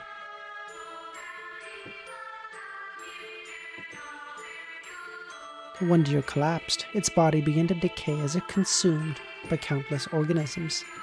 Within seconds, it returned to the earth, leaving nothing behind. More deer fell.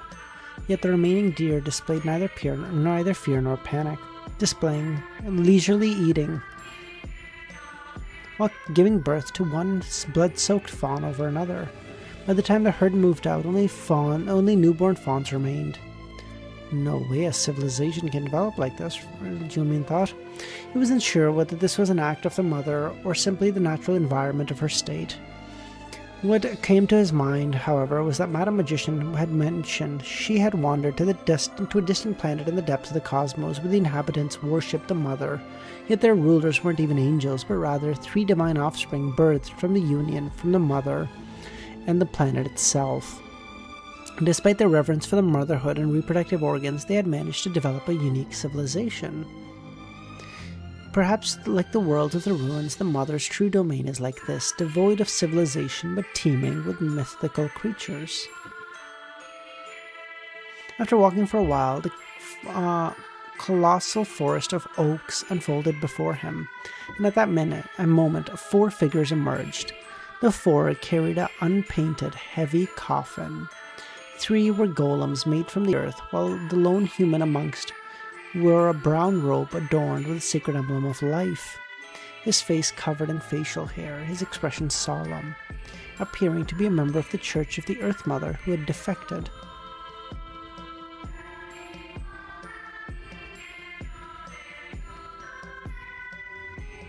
Could it be the guy? The guy from Lord of the Mysteries? The clergyman from the Church of the Earth Mother in Backland?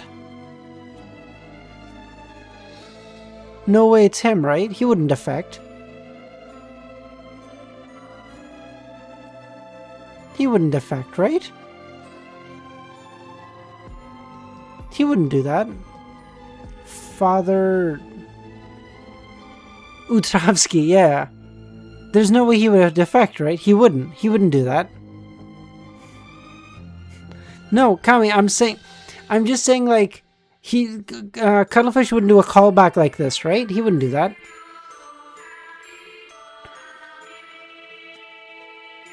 Oh, right. He's off the like warrior pathway or something, right?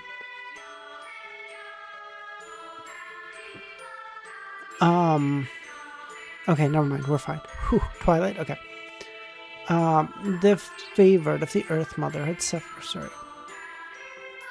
The Church of the Earth Mother still existed, with her blessed maintaining a tenuous hold with the aid of the official Beyonders, to prevent the goddess from losing her anchors. If the Mother were to go mad or die now, the astral barrier would shatter. The favored of the Earth Mother had suffered significant blows. Many had mutated or lost control during the descent of the Crimson Moon. In the subsequent, he was basically described to be giant. Now, he was a fucking huge guy. Am I crazy? Only in the past 2 months had they attained some measure of peace. Their numbers, now less than half of what they once were. Even the matriarch Roland was now a puppet of the mother goddess of depravity. Carrying a coffin? A former saint of the Church of the Earth Mother? Sequence 3 pallbearer? Yes, but not the guy who defected? Oh, I see. I just thought since he was walking with 3 golems carrying a coffin, they'd have to be of equal size, no? He scrutinized the individual, who was assumed to be a pallbearer, and mused. The title of pallbearer in this sequence should be symbolic, representing the act of returning life to the earth, an essential part of the mother pathway. It's not meant to involve carrying a coffin. It's a symbolic meaning. As part of acting, that makes sense, but you've already mutated into a corrupted creature. Who cares about acting anymore? What's inside the coffin? When it came to matters related to the mother, Lumen was more willing to stop, observe, and study. Meanwhile, the head on Lumen's shoulder swiveled, and cheeks gazed at the target. Sensing this, the pallbearer turned to look at Lumen. Just as he was about to unleash his powers, his body underwent a transformation. His skin cracked open, spilling clumps of the earth engulfing him, fusing with his body and sprouting organs representing the mother. The pallbearer lost control and descended to madness. The power of the demoness of Apocalypse, of the death pathway embodied death and rest, darkness pathway, silence and darkness, the giant, decay and passage of time, red priest, conquest and destruction, then demoness represented the arrival of the Apocalypse and the return to chaos. The Apocalypse marked the eruption of all conflicts within a designated area, flow inevitably involving the entanglement of fate. The Apocalypse was also the end of destiny. And Lumion bore the power of inevitability. The pallbearer already was teetering on the edge of losing control due to the corruption, and with the arrival of the Apocalypse, he erupted. However, his transformation into a monster didn't prevent it from attacking Lumion, throwing aside the coffin and charging with the golems. The surroundings, greenery, and even the oaks withered and turned yellow. After just 2 steps, the pallbearer was coated in grey fog, in mere seconds freezing in place, becoming statues. The golems the same, and without a sound, the ground split open, spewing molten lava that swallowed them. The lava, followed by the collapse of the surrounding area, vanished into the void.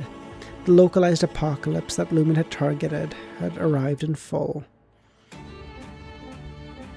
Seeing deep brown, nearly black light gradually condensing, Lumion stepped towards a new wooden coffin, which he had deliberately spared from the effects of his influence, and with a kick, he sent the coffin flying. Inside was a mass of rotting flesh, resembling an unformed fetus or a corpse. It didn't seem to have a physical form, and as soon as it was exposed to the moonlight, it began to evaporate, with wisps of black-brown gas. Lumion filled the area with the dense fog of war, cutting off the moonlight, but the flesh continued to evaporate. The face of Alista, positioned on Lumion's shoulder, turned, his eyes pitch black and commanding. The gas slowed as its descent, but strangely fused with the surroundings, quickly dissipating still. Lumion hesitated for a moment, but didn't remove the mask covering the face on his shoulder. In the blink of an eye, the rotting flesh evaporated, leaving only a few black-brown stains at the bottom of the coffin as proof of its existence. Lumion stared a bit more before reporting the matters to Mr. Fool. He didn't venture into the dark or into the endless oak. Instead, the crimson moonlight and the intermittent cries of infants, he skirted to the edge of the ruins of Trier. Familiar streets and houses appeared before him. The market district, Rue Anarchy. Lumion buried his hands in his pocket and returned as though returning to the past. He didn't expect to encounter the cheek directly, but it felt as though he would cross paths with a high-ranking demoness. For demoness to survive here, they couldn't do so without the protection of the primordial, requiring them to gather in one place or a few locations. Encountering one would mean encountering a group. I thought you'd come straight for me to fulfill your dream. Lumion turned his head, addressing Cheek. That face responded with a sweet smile, but nothing else. As he walked, Lumion stopped, realizing that it had been a long time since he had heard the voice of infants or the fluttering of birds.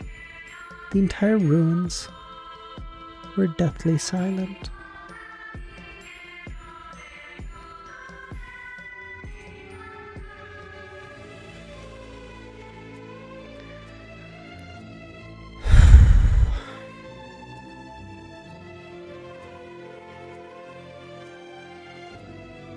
Three more days, guys.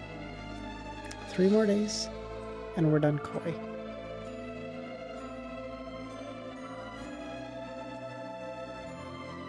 Just, I didn't realize we'd be...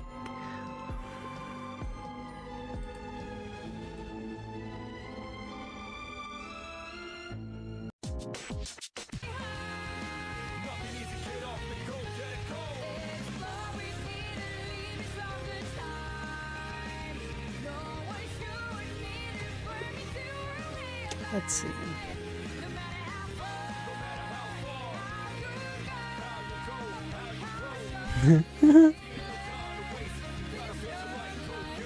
Last stretch.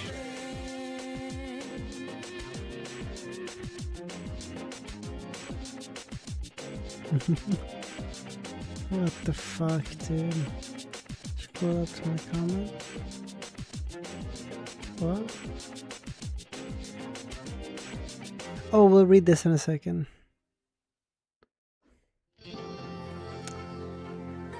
You receive not getting your ass kicked by great old ones. I receive conqueror characteristics. Fair deal. Fair deal. Die. Well, he didn't die. He just went down to a fucking angel. Get beat up at the apocalypse. Get beat up by great old ones. Become a fraud and give up your characteristics. Get corrupted by becoming a monstrosity. Fail to advance in time and die. It's like, fuck me, dude. Those are my options.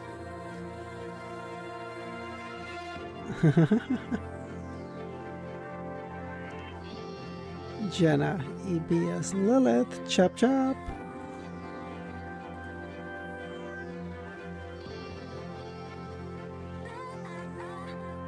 What? I don't get this one. I don't get this one. Am I dumb? Okay. Sequence 1, Conspire. Potion properties: a dazzling purple sphere of light in the shape of a crown. Main ingredient: Sequence 1 characteristic. Supplementary: 90 milliliters of blood from a conqueror or a contaminated liquid from a conqueror characteristic. A genuine crown. A drop of fingertip blood from each member of one's own team.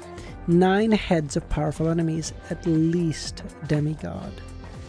That's it? It's like kind of pretty easy, no? Advancement ritual: conquer a nation of 30 million, making all their fear, obey, or revere you. Okay, never mind. Never mind. I spoke too soon. Dude, genuinely, what the fuck? Again, there's something wrong with YouTube today. There's something like, there's no way, there's not 70 people here. If there's 7 people here, I'd be surprised.